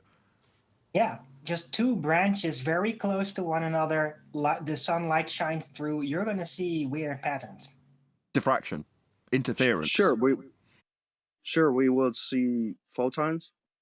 What we're seeing the phenomena in the double slit is the interference. The interference pattern, aka diffraction. Yeah? That's what you're studying. That's the phenomena, the diffraction. Well, to be more specific, it's actually wave function collapse, which is the diffraction, aka interference, when qualified mathematically as a wave function. So that's the description of the phenomena. But what you're actually studying isn't that either. You're one step further along the chain in terms of scientific discovery, because that study of light in general has had a much longer progression. So that phenomena has come in terms of what the diffraction of light does to not diffract. That's not a very good way of describing it. But why is it that light can be diffracted, i.e. have interference, and then with the exact same light passing through an aperture, if you know, given that there's, in the example, two apertures, you've got two sets of diffraction paths, or light can go through two different paths in the gaps in the trees, if you will, how is it that you can stop that from happening by simply knowing which path the light went through? And by knowing which path the light goes through, you don't get a diffraction pattern anymore. So just the reason I've given you that as a full is in case anybody's listening and goes, that's not actually the phenomena. It's the collapse of the wave function, i.e. going from being interference to not having interference. That's the actual phenomena. It's just a bit more long-winded to explain that. Say again? Is that based on conscious observer? You said that once it's being observed, then it's no longer correct. I kind of half understood what you've said. Based on a conscious observer? No, well, yes, that's the conclusion they come to, though, isn't it? Right. Right, knowledge of which path, knowing which path the light goes through will collapse the wave function. but that's the conclusion of the experiment. You don't think that seems a little strange? Strange? I think it fundamentally alters the fabric of the known reality that we live in. Yeah, not strange. You, as an individual, have a direct influence on the makeup and physicality of the reality we exist upon. It is groundbreaking in terms of what it changes, in terms of how you understand the nature of reality. Right, because it brings the consciousness into the physical substance category all of a sudden, right? The knowing becomes something that is physically influencing something. On that, it's not necessarily knowing the witch path information. It's that the witch path information can be known and exists, right? Yeah. Yes. So in other words, it isn't actually your you're not being pedantic. You're absolutely right. So my example with the tree is crap because there is no way of actually knowing which path the lighters took. Therefore, you'll never achieve anything other than the diffraction patterns. You have to put it into a position where you can actually know, which obviously is quite difficult to achieve. But nevertheless, yeah, you have to have an acquirable information in the first place and a knower to acquire it. So it's a kind of two-way street. You've got to have information and somebody to know the information. But to have that scenario, and that's what John's pointing out, the information must be acquirable. So you must be able to find out which path it's took. Right, but my point is that before the establishment of the known witch path experiment, the consciousness wasn't even recognized as a real thing within physics at all. It was just seen as a weird side effect. And suddenly it's the consciousness has a much more direct influence on the physical reality. And if you dumb that down a bit, you go, well, yeah, obviously, you as a person can directly influence things. You don't even have to touch them physically. You can just open your gob, start talking, and things will happen. So isn't that obvious? Well, yeah, it is. But at a fundamental level, your consciousness can directly interfere with whether or not things will occur or not, just by knowing them. So that, for me, was a very profound realization. And it also leads you to the ontological primitives, the next logical step in terms of the questioning of, well, okay, if to have wave function collapse, that's things taking actual form. The two slits represents a light passing through a slit and hitting the other side, rather than going through a slit and maybe it'll go there, maybe it'll go here, maybe it'll go there. It's just chance. It's just probability. It could be any of them. It doesn't mean because it hit there last time, it'll hit there this time. There's just chance and probability. Suddenly, you, the knower, once you know, you directly change the outcome. You know that it's going to go through the slit and hit the other side. You've got an actualization of a reality rather than a probability of reality. Because of you, the knower. You go, whoa, that's mad. So it all starts with knowledge. It starts with you've got to be able to know something and have somebody to know it. So that's the start. So then you start rewinding the clock in terms of how life began and asking those wider reaching questions. And that's where you get to the ontological primitives. I'll cut that short because loads of people want to jump in. Go ahead. Well, I was just going to say it's not necessarily about a human knowing it. It's just that the information can be known will collapse the wave function. Yeah, not if it's necessarily acquirable us at all. knowing it. Yeah, if you had the knowledge of which path it went through because a camera had recorded it, put it on a hard drive, that hard drive was then locked in a safe and the number was thrown away so nobody could get into the safe and it was left there for 100 years, right? But nobody's seen the experiment, right? But the result has been captured. A camera has seen which path the light went through when it passed through the two slits. So because the camera's caught that information, it's on a hard drive, it's acquirable. The result on that hard drive is wave function collapse. There's two lines, there's two bars coming from the light source. There's no diffraction, there's no interference pattern because the information's known. It doesn't matter that a person has actually gone and got that information. So long as it's in that safe and at some point someone could come and crack it open and get it, that information is acquirable. Therefore, the reality's been determined. There's two bars in that experiment. Now, but that's really weird in terms of that. was doesn't have to be human. I'm not sure. If a goldfish looked at it, That's not what I'm talking about. I'm talking about an intellect. But if it's like, if that's actually true, because I haven't personally actually tested the double slit or the known which path experiment to my own satisfaction yet, right? But if that is true, what you're saying, that is extra weird because that would ascribe the ability to know to a non-living object. How is that possible? No. What when you say doesn't have to be human, there has to be a consciousness, a knowledge, a knowing. Now that requires, as far as I'm aware, unless you could train a dolphin, how else would there be knowledge? How would there be a knowing of that information there? That to me, it has to be human, or if nothing else, it just confuses the issue a little bit. No, it doesn't, because the fact that no human knows the information exists, the wave function still collapse, means that there's someone else knowing, but that's not human. If the information is destroyed before a human looks at it, irrelevant. I just don't see how you guys can subscribe to this craziness. The fact that the information exists and there is a possibility that it could be known, the wave function will collapse. It has nothing to do with us. If you and I this is something I remember from physics, A-level physics. I thought if you record the information but don't look at it, yeah, and then destroy it, then the wave pattern's still there whenever you repeat it like that. If you look at it, it's never there. And now you can't prove the latter, but every single time you do it, that you record it exactly the same way, but don't look at it and then destroy it, the wave pattern was still there. I'm sure that's the other. Could be wrong. It's time to be correct. All you're doing is proving omniscience. Yeah, I know, but it was the other still really weird result. That if you do record it, you can leave it for a day or two or whatever.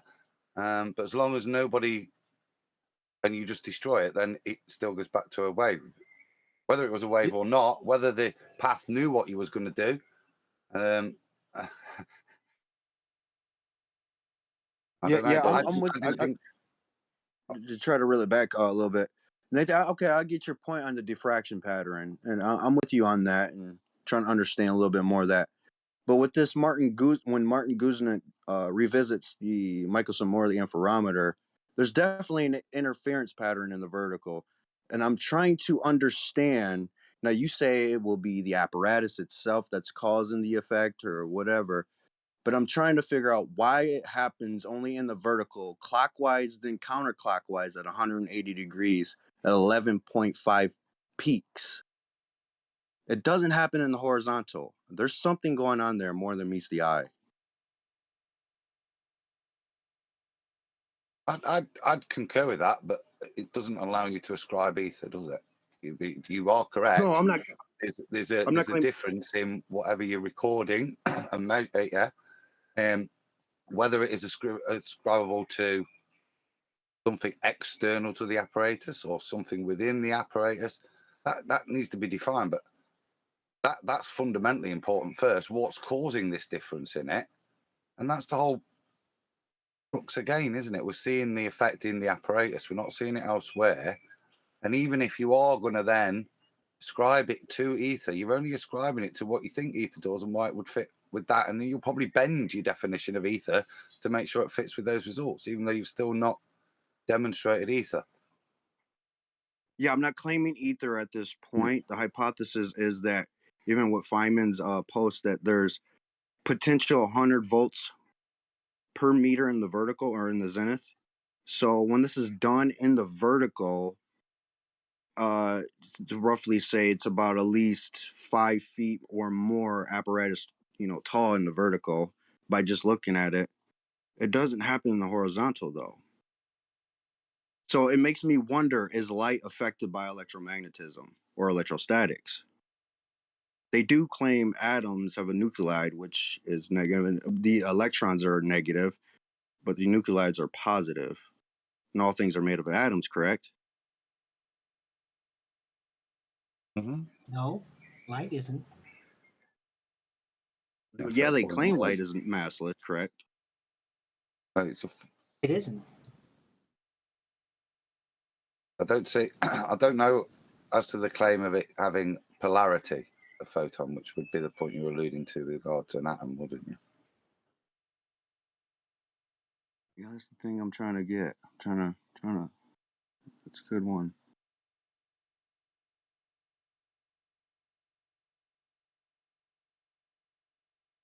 I mean, everything is diamagnetic, if you will. It's affected by the electromagnetic spectrum.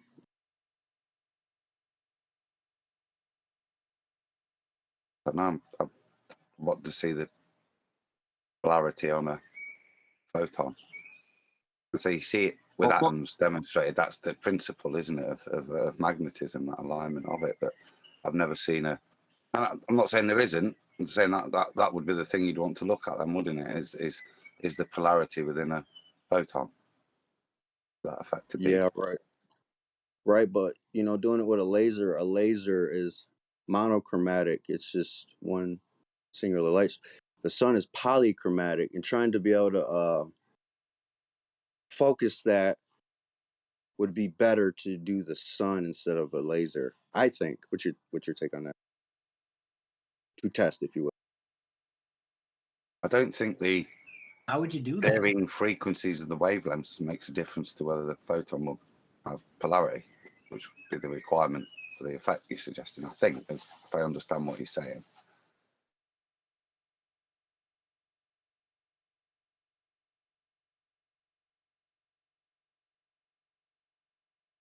Alrighty then. How are you going to I isolate just got it? back. What's the claim here? We claiming ether here? No, we were talking No. about the knowing each path.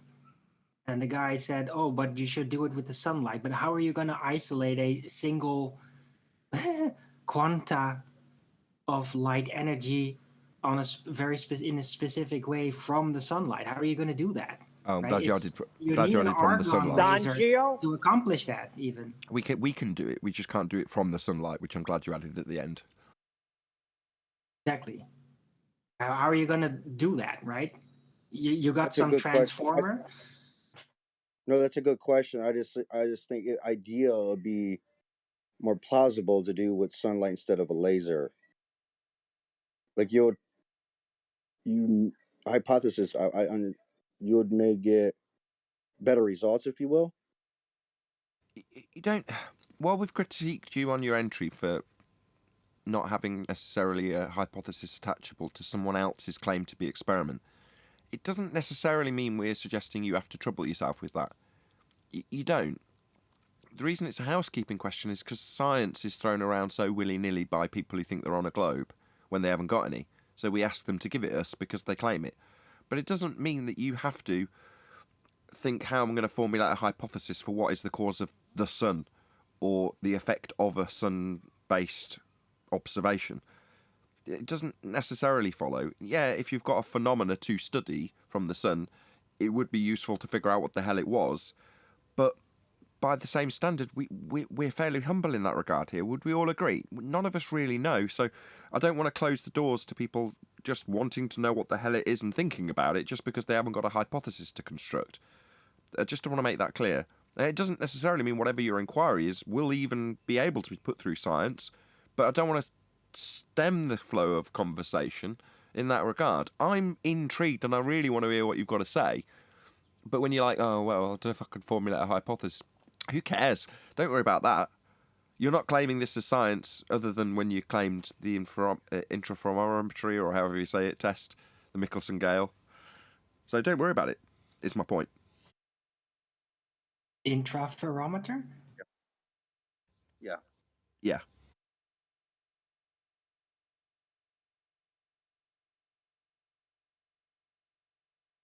I just think that the video is at least worth taking a look at, if you like.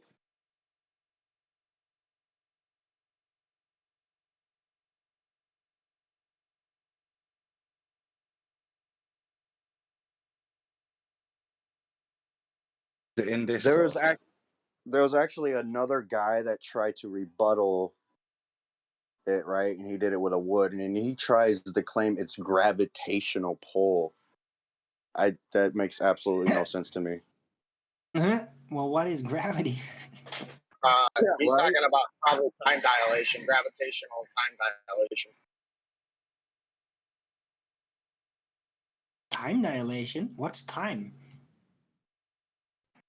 It's the Time thing is that's the happening in expression of this. magnitude. But yeah.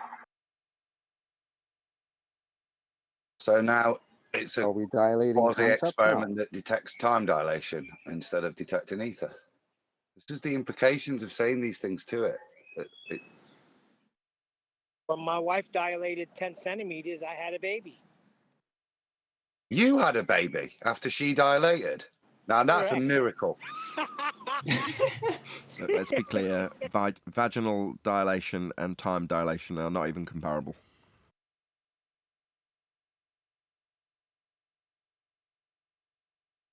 Well, And we are Nathan, I'd living like in a to world send now where people are comfortable with calling women pregnant people as opposed to just women.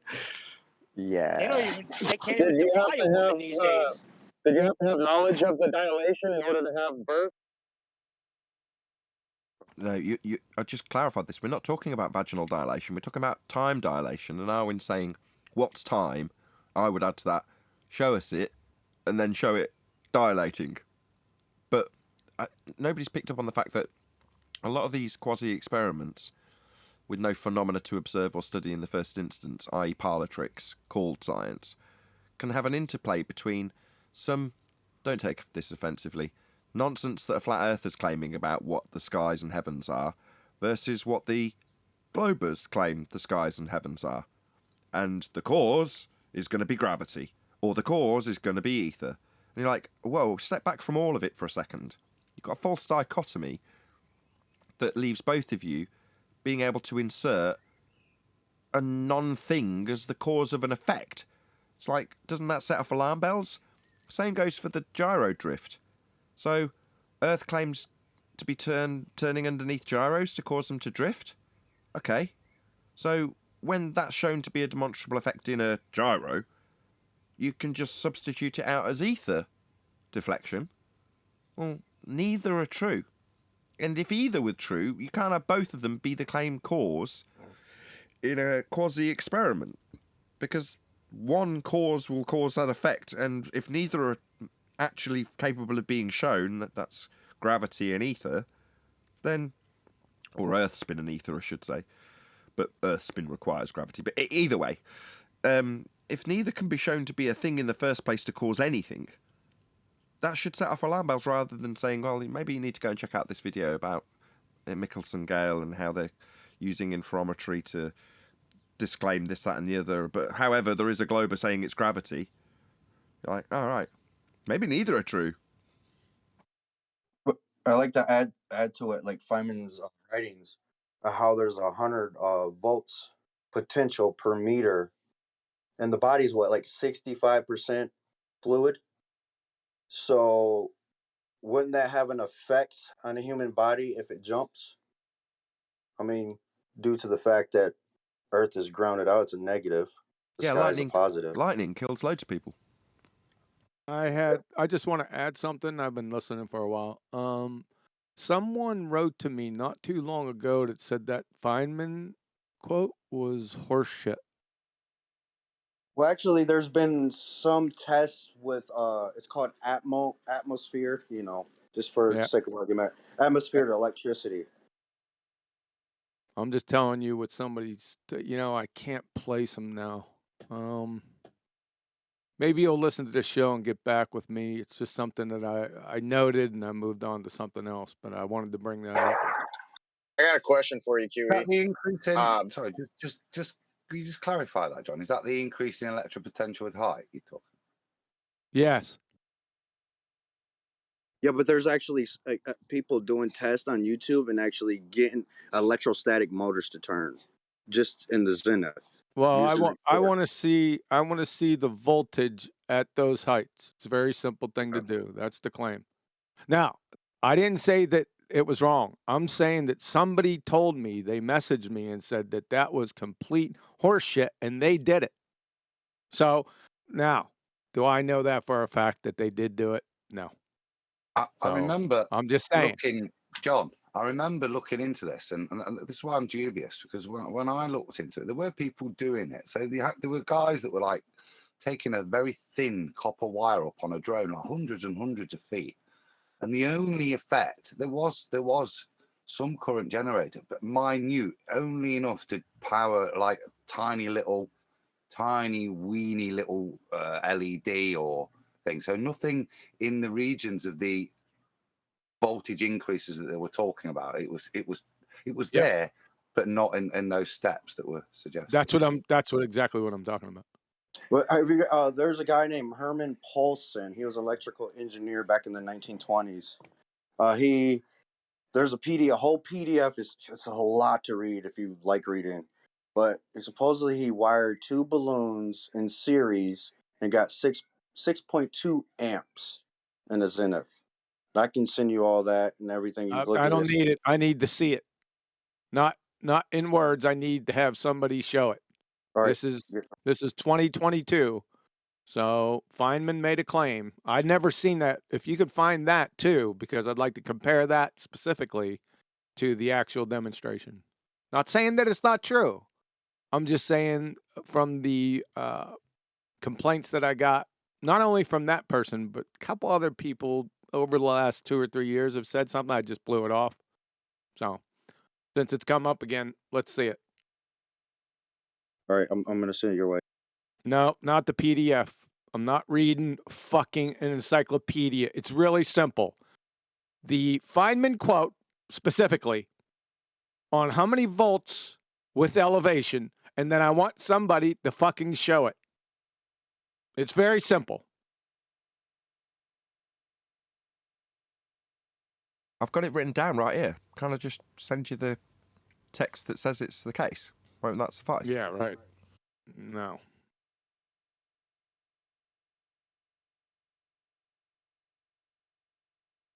Nope. Yeah, I'm getting to the final quote right now. I was just All right. posting those. Yeah, I'm there's no hurry on the Feynman quote. You could just PM me that, and then we'll talk about it some later point to see if somebody's going to actually demonstrate it. Can I ask a question? We can, but I just want to about- point out that we were criticising you earlier, QE, just so it's above board and and we're not like hiding it from you. So we had the exact same criticism with the Sea Sparrow. The Sea Sparrow, the exact same criticism. What do you mean criticism? We pulled up and Exact give same your criticism. website a shout out because we started going on about what our proofs were. So we pulled up your website to look at them all, and I said, "There's one we've not heard in a long time." The Sea What Sparrow. about, don't forget the railgun. Yeah, and the real guy. And would we? And the point we're saying was, would we now even use it or cite it as a proof, or more just a logical inference based on our belief from the same people that brought us NASA? But it's more the fact No, it's they're not them the same people. in Those are themselves. military. It's military documentation. I treat that a little bit differently. Oh, really? Is that so? Yeah. Yeah. So in this case, showing me a target painted at 60 miles, that ain't going to happen. I can't show you that. I see. That other dude, get on with it and show him. Well, that's why we were citing it, weren't we? As it's unlikely for me to go, oh, come on, we can go show you Black Swan, but like, come on, let's go and get the Sea Sparrows out, prove this point. Hold on, I'm not having this. So you'd say because they're military documents, they're more legit when they say that they're painting a target 60 miles away. Not just military documents. He spotted it's the much trap. more than that. He spotted the trap, hasn't he? Yeah, it's much more than that. It's not only military documents, but professionals that teach on the topic. The Block 1 Sea Sparrow has been around for like 30 years. Okay. So you're saying documentation and somebody teaching it, and it's been around a long time. So if I produced a teacher who was a sniper, and documentation of the Coriolis deflection he will be teaching. Legit, right? Well, that wouldn't be legit because I know sniping. So I have personal experience. Now, I'm not a sniper. I'm not saying that. Please don't come back and say, "Oh, Huey said he was a sniper." Huey said he was a sniper. But, yeah, right. So that's a little different game. It's false equivalence. I'm not going to label this anymore. So all I want is the volts per elevation. He sent me a link. Do I got to go through this whole link now? Oh, it's a lot to read. Lots to look at. This is what I want you to do. I want you to go through, get me this information. All I want is how many volts per elevation change. That's it. Not an encyclopedia. Yeah, no, I gave you the FeynmanElectric.com. So I actually posted a link. Well, it didn't show elevation, it showed time, but it showed how the volts vary with time. Can I ask a question on this? You can, but I just want to know if it's in time, that might be useful. Does it give anything else to be able to qualify it, like the rate something's rising up? I didn't read the whole thing. I mean, it's a fairly long article, but I mean, there's a whole bunch there, actually. No, fair enough. That's totally reasonable. If it's a long article. What would time demonstrate? An accumulation of... I'm lost. Somehow the volts over the within the atmosphere varies over the time. I don't know. Over the time. Who knows? I mean, like over the course of the day is what I'm saying. You mean even at 100 feet, it's not the same voltage throughout the day? That'll change.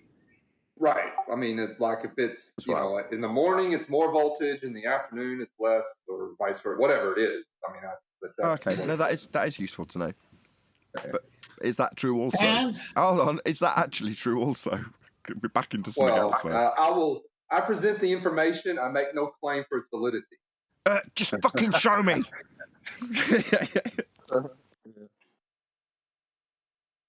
I want a video. It's 2020.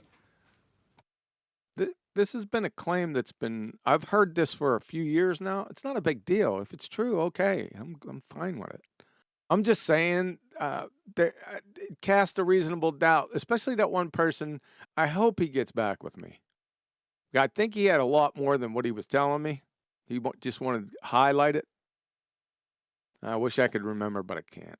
Sorry. What about if you raised up into a storm cloud, though? That would probably be different. Sure. There would be different conditions. Sure. Yep. But doesn't that just kind of square this circle? We all kind of know that there is electricity flowing from the air down to ground. Yeah, but that's not the claim. No, but the higher potential voltage as you go up in altitude would actually be the case if you've got that high voltage dissipating to ground from clouds, which are at altitude, is my point. Well, have them show it. What, clouds and lightning? You having me on? I want to see. Yeah, I'm having you on. This is what I need. You want me to say it again? Yes.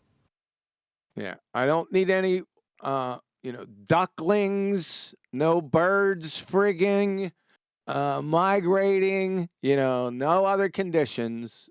The condition was, or the claim was, that it was so many volts per distance and elevation. That's it. It's really simple.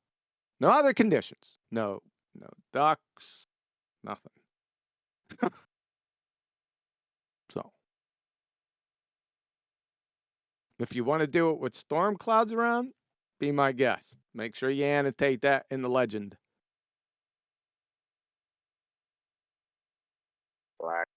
I definitely understand. I definitely understand your premise, QE. And sure, some might not want to read into history about Herman Paulson, but the claim is that, this is just a claim now, that he got over 2 million volts at 660 feet or in the apps. How many amps? What did you say? What was the last bit? Over 2 million volts. You said something And I after got that. all, I thought I heard you say something about amps. Did you say that? 200 million volts. Yeah, well, he wired 2 balloons in series and got 6.2 amps. That's enough to, run a little microwave, a small dinky microwave, maybe? But I got the whole PDF. It's extremely long. It shows the schematics. It shows all the working, Hold on. everything. Hold on. Somebody who's advanced electrical understanding is going to be heard. Go ahead, John. 0.1 amps is enough to kill a human being. 0.1 amps can kill you. So 6 point something is more than lethal. Yes. And it's amperage you want to look at when you're talking about killing someone or work being done. But that's why I asked. Really about that. That's why I asked. That's precisely why I asked the question. I thought he said amps. Maybe he didn't actually say that. No, I did say That's amps. what I learned. He wired Voltage is not 2 balloons in dangerous. series. 2 balloons in series and got like 6.2 amps, roughly around there. It's all in the whole PDF. And his patent is there as well. If I can just And add something to this point, So that's lethal. the concept of atmospheric electricity is the term, and then they measure up to 250,000 kilovolts at certain distances. Even if you just Google atmospheric electricity, it starts bringing up all the .edu studies on this. They often send up balloon satellites that are taking these potential differences. But this is a kind of a boiling water scenario where if you decrease pressure on the liquid, you can boil water at lower temperatures. So as we're going higher up, the atmospheric pressure is reducing, which is allowing the conductivity, it sort of can conduct easier in these lower areas, which allows a higher voltage. So I think it's got something to do with pressure as to why that voltage seems to increase as we go That's towards lower fine. We pressure. just need to see it. That's fine. I got you. So let me just, I'm on Feynman Lectures. This is his statement. On an ordinary day over flat desert country or over the sea, as one goes upward from the surface of the ground, the electric potential increases by 100 volts per meter. Need to see that. So this takes away the thunderstorms, the migrating birds. This is on an ordinary day. Good. An ordinary day in the desert. Yeah, it says a flat desert country or over the sea. And as one goes up, that's what it says. Verbatim. Okay. No, I get you. He's qualifying it such that it's not some unusual circumstances. You've not got microclimates. You've not got anything other than just your average day above your average land or sea. Yep. Well, maybe we'll get to see that. If people are sending it up on these .edu sites, maybe there's a little video showing it with instrumentation showing it occur. Why not? Seems like it should be easy. I like how he says flat desert, huh? Flat desert country does say flat. He definitely does. I remember reading that. I was like, what? Yep. On an ordinary day over flat desert country. Okay. No. What if we No, stop. What he means is non-mountainous. That's what he means. He doesn't mean flat Earth. Feynman wasn't a flat earther. Well, flat really If means he- round. It's only if when he'd it's still be localized that alive, it's flat. he'd probably be a flat earther now. No, he wouldn't. Feynman was a salt of the earth, globe-believing normie in that regard, I assure you. Well, so was No, I he was a flat earther. 20 He years just ago. didn't know Oh, it. God. Brian's going to go on, Brian. Go ahead. He was a flat earther. He just doesn't know it. Oh, no, that's and fine. I want to see Yeah, his that measurement. I can go with. I want I'll to go see with his that. measurement too. Yeah, Feynman was a flat earther. He just didn't know it. What he did know and believe was the Earth's a sphere. Right, but if he would have lived longer to see like the internet age and all, then he would have probably figured it out. Like, oh wait, it wasn't the globe after all. Because he is a very smart man. God, I love how we're divining Feynman's thoughts. So you're saying you know for a fact he wouldn't become an anti-flat earther and prop up the rhetoric? You don't know that. He might have become an anti-flat earther. That's a terrible idea. Let's pray if he would have been alive that he would have never turned to become that.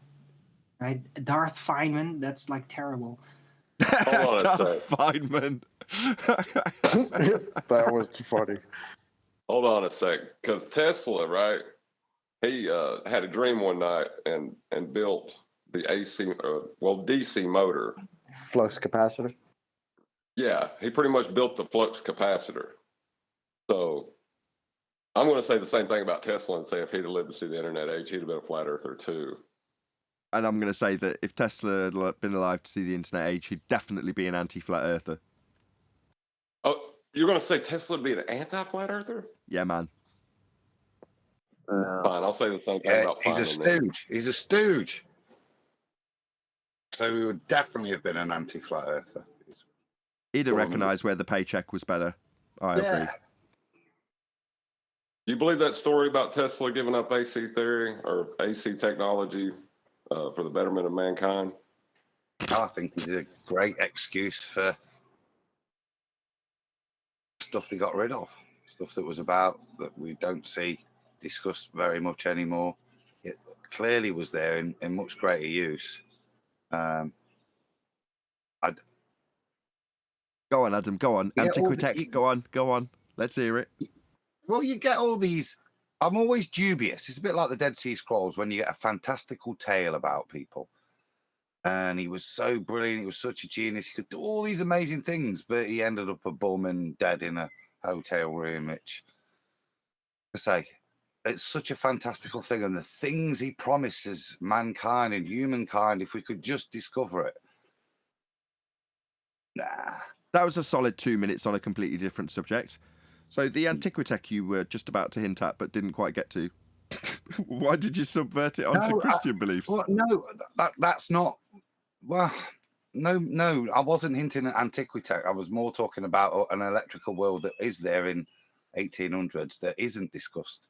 That transition, that bringing in of the real history, the robber barons, the oil barons. That transition was what I was alluding to. More citable history as opposed to. But that is the Antiquitech narrative, though. You're just saying I'm not saying Antiquitech and then describing it.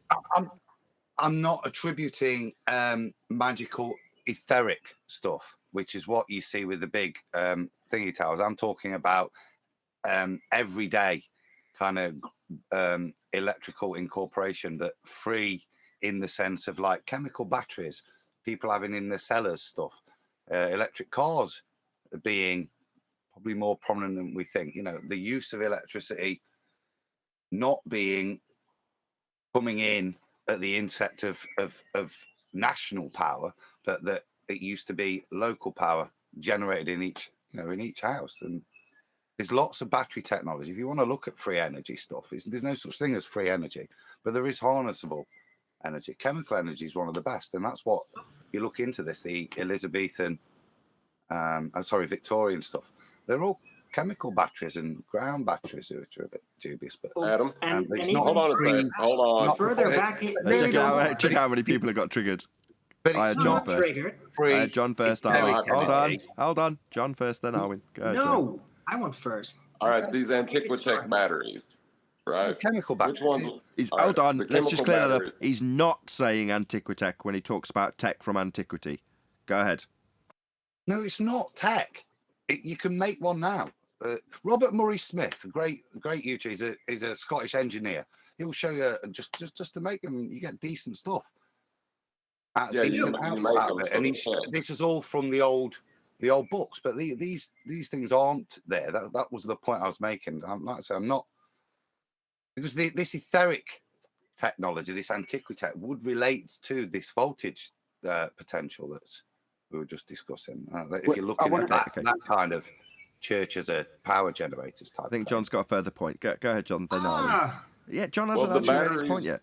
Like if you look at the batteries they had from actual antiquity, or whatever they want to call it, which one do you think is more powerful? That huge pot that took up a very large I'm not talking about a Baghdad battery. Right. Okay. No, I'm not talking there. I'm not. That's 2,000 year old. Right, that was what I Oh God, don't start me on that. battery. Oh, so what, did they come out of the pyramids? Did they? Oh God, here we go. Yep. Can we just change Yeah, subject I because this is agree. going to make my skin crawl? No, we're not going to talk about batteries. Excuse from me, 2000 years ago. Nikola Tesla was too busy Depicting them. making Dude, there's teleportation hieroglyphs. machines. Hold on, There's Chocolate. hieroglyphs Hold on. depicting Go ahead, those Darwin. batteries in function. Go on, Arwin. We didn't hear any of that. Go ahead again. There's hieroglyphs depicting those batteries in function. Oh my God. That's I right. agree. Your Did they God. find it under the ocean? Excuse me, Nikola Tesla was too busy making teleportation machines for magicians. Thank you. Hey, There did you you go. see the the, plot of the Prestige. hieroglyph that showed? There's a hieroglyph that shows a man using a computer. There's a If you And a wanna hieroglyph. interpret helicopter. that There's way. a Don't forget hieroglyph the of- helicopter, John. There's If hieroglyphs you wanna of men interpret- on flying saucers going to the moon.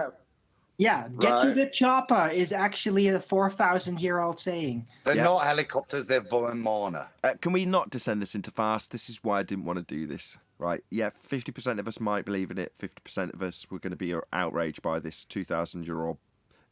Let's not disseminate what I think about that bollocks. I mean, that story. I mean, whatever you guys think is true. Let's just keep on the what's 1800 style batteries that Adam's talking about and the utilisation of electric cars.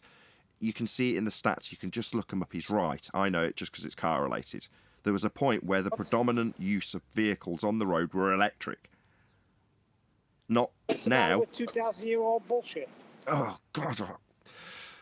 So, who can I appeal to? Adam. Me? Lesser of two evils.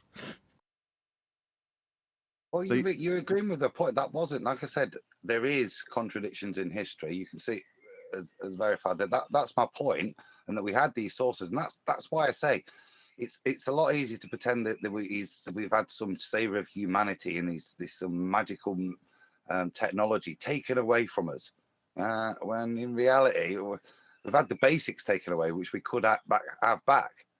But it's a bit like Twin Towers. You allow as much mystical bullshit around something, you'll never get to the truth. Let sound me, like you're an let me Edison inform you about it. supporter. Like people like that reinvent these things. New civilizations reinvent the same things, even if they've never heard of the previous civilization using that because it's been taken away. They just reinvent it because they come up with the same ideas. It just works. Exactly. So they In the words of Shirley Bassey, believer. it's all just a little bit of history repeating. Now, Shirley Bassey, Hold on a sec. not to be confused with celibacy, something totally different. Now, you all made claims about DC electricity, and I've not refuted or denied any of your claims about DC. Now, show me AC in the past beyond Nikola Tesla. That's the point of the grids, isn't it? The Sorry, show introduction you of grids. alternating current Bring in the that past. battery. I just want to clarify what the question is. Are you asking to have alternating current shown prior to its existence as we know it now? I don't think you'll be able to do that. That will not happen. No, I agree. Because who come up with AC theory? Oh, AC is the switching around, right? Apparently, Tesla's theory is what it's described to. The Egyptians had air conditioning. No, they didn't. So had light. AC They had was light. invented. AC was discovered, not invented, discovered by Nikola Tesla. Does anybody disagree with that? I agree. It's attributed to him. Attributed, I'll agree Well- with. Yeah. Ascribed to, yeah, fine. Well, he invented it, but he didn't perfect it. It was Charles Proteus Steinmetz that actually perfected his AC work. Actually, He was the brilliant behind the whole thing. Right, and he invented the AC motor, and then Maxwell quantified it. But that's not inventing or discovering. And Bill No, Gates no, made for Microsoft. perfecting. You know? Hey, hold on. There's a the AC conclusion that John's generator- leading to. Hello, I can detect that he's got a conclusion coming. Well, the point is whether you think he's Bill Gates and he had a team working for him or whatever. AC didn't exist prior to him, to humans. Okay. Well, that might Like be I just said, the correlatory, AC not generator didn't causal. exist until Charles Proteus Science perfected it. So we had all of All, these all, three all things. Tesla had was the blueprints behind it, but he wasn't able to actually put it Hey, into Dicelo, just real quick, practical. Dicelo, real quick. Your mic is really horrible, dude. You might want to like back out or reconnect. Yeah, I was Is just that gonna is say that that better? too. Yes, that is better, Dicelo. Okay, okay. Wait a second. All he had was the blueprints? John, Jeez, if all I have is the blueprints to a building, I got a building. No, you don't. I'm not saying, I'm just being conspiratorial, John, but so the net effect of Tesla, then, this saver of humanity, was to take us from localized, cheap, homemade electricity on a DC to an addiction to feedback, to an addiction to alternating current as we live today. All the no, it's devices the are other way built. around. It's the other way around. I'm sorry, Adam. You're wrong. No, I'm asking. DC was extremely expensive at the time. AC was the cheap one because it could be transformed You just said over it was long distances. so prior to They Tesla. didn't have to travel distances, right? They made it to that because they wanted their centralized grid that they could make everybody pay for. That's why they created AC. If you wanted to create the only same works amount of local. power, if you wanted to create the same amount of power in DC as they were able to in AC, you would have had to have a powerhouse the size of the powerhouses we have now, but like every 4 blocks with the technology they had at the time. So which one's cheaper at the time? AC. It's only because they were just really using rough amounts of electricity. You know, in these days, it's all much more subtle, although the quantity does kind of like weigh a lot. AC/DC was much better with Monscott. I still wanted to respond to what you said, Neil, about Egyptian air conditioning. I can Oh, God. actually, yeah, Oh, God. non-electronic air conditioning. That might actually be true because I can very much No, actually, easily. it was true. Dude, I'm in the Yeah, middle but of talking. I'm in the middle of talking, yeah, you man. interrupt everybody, man. So, Dude, what the fuck? I kind of got you there, Owen. Go ahead, hologram. I'm on boy. Alwyn's side. Go, Alwyn. No need. Go ahead, Owen. Right, so I can very much easily imagine that with the technologies available and knowledge of stone, that they might have made air conditioning simply by creating air tunnels that go deeply through the earth, right? One end, it goes in, it cools off in there, and then at the other end, it goes right into the home where it is all cooled off, right? It could potentially be passive.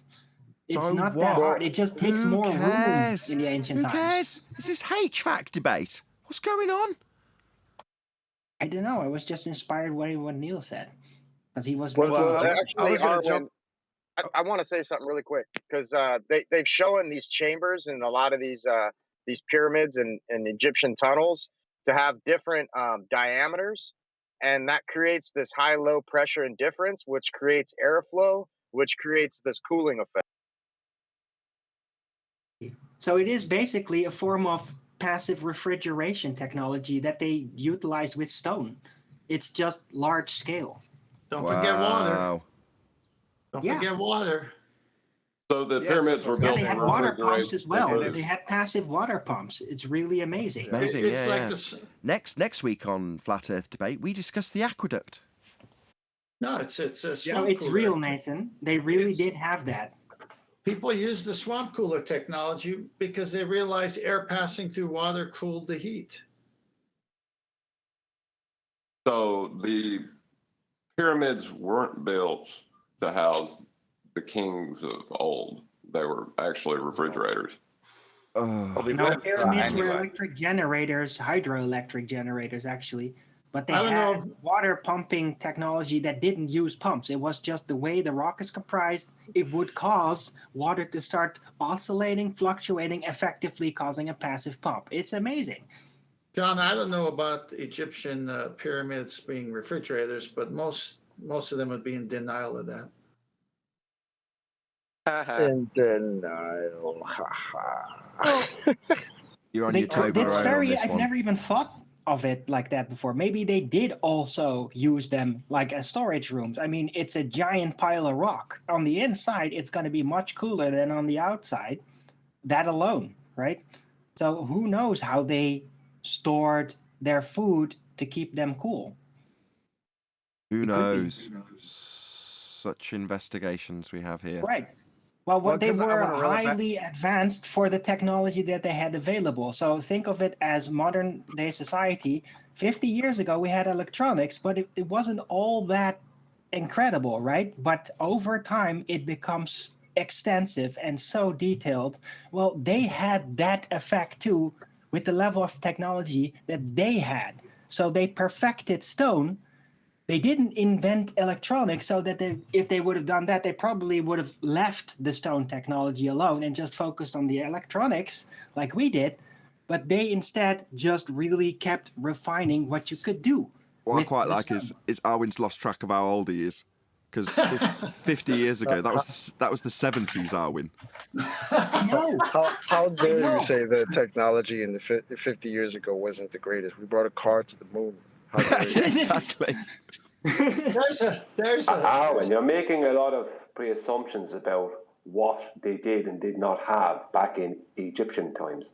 We I have was no there, idea man. what they did or didn't have. I Brian, was there, man. Yeah, I've thank seen a you. carving As in, I'm not now the only one saying it. Yes, thank you, Brian. Thank God you're here. Yes, that's No, been no, my I'm not having objection it. from the I've seen start. a picture on a wall. There's an Egyptian lass holding a handbag and a smartphone. So I went But to did you see that picture, if or was it shown to you on TV? I went to a mine with my kids here on the way to Nevada, and you have to go, I can't remember how many feet below the surface of the earth it is, but it's a constant 65 degrees. And they were telling the story how the miners in the 120 plus degree heat would come here because it'd be too hot to work above ground. And it's always this constant 65 degree heat. So we've had it here. I would That's excellent. love some 65-degree weather right now. It's fucking hot over here. Well, go down on if I Degrees made- Celsius here, 30 degrees. Hottest day so far this summer. Glorious. Next time on Flat Earth Debate, we will be discussing the history and evolution of the microwave. And with that, I'm going to say another huge, massive, enormous thank you to both Discord and Cheapest panels for making this HVAC debate possible. Also, of course, a massive thank you to all of you in either Nathan Oakley 1980 or Nathan Oakley Premiering streams, hopefully smashing the super chat, liking, commenting, sharing, subscribing, joining as a member, smashing the PayPal and thanks buttons and all that good stuff. I've been Nathan Oakley and I will see you all in the next video.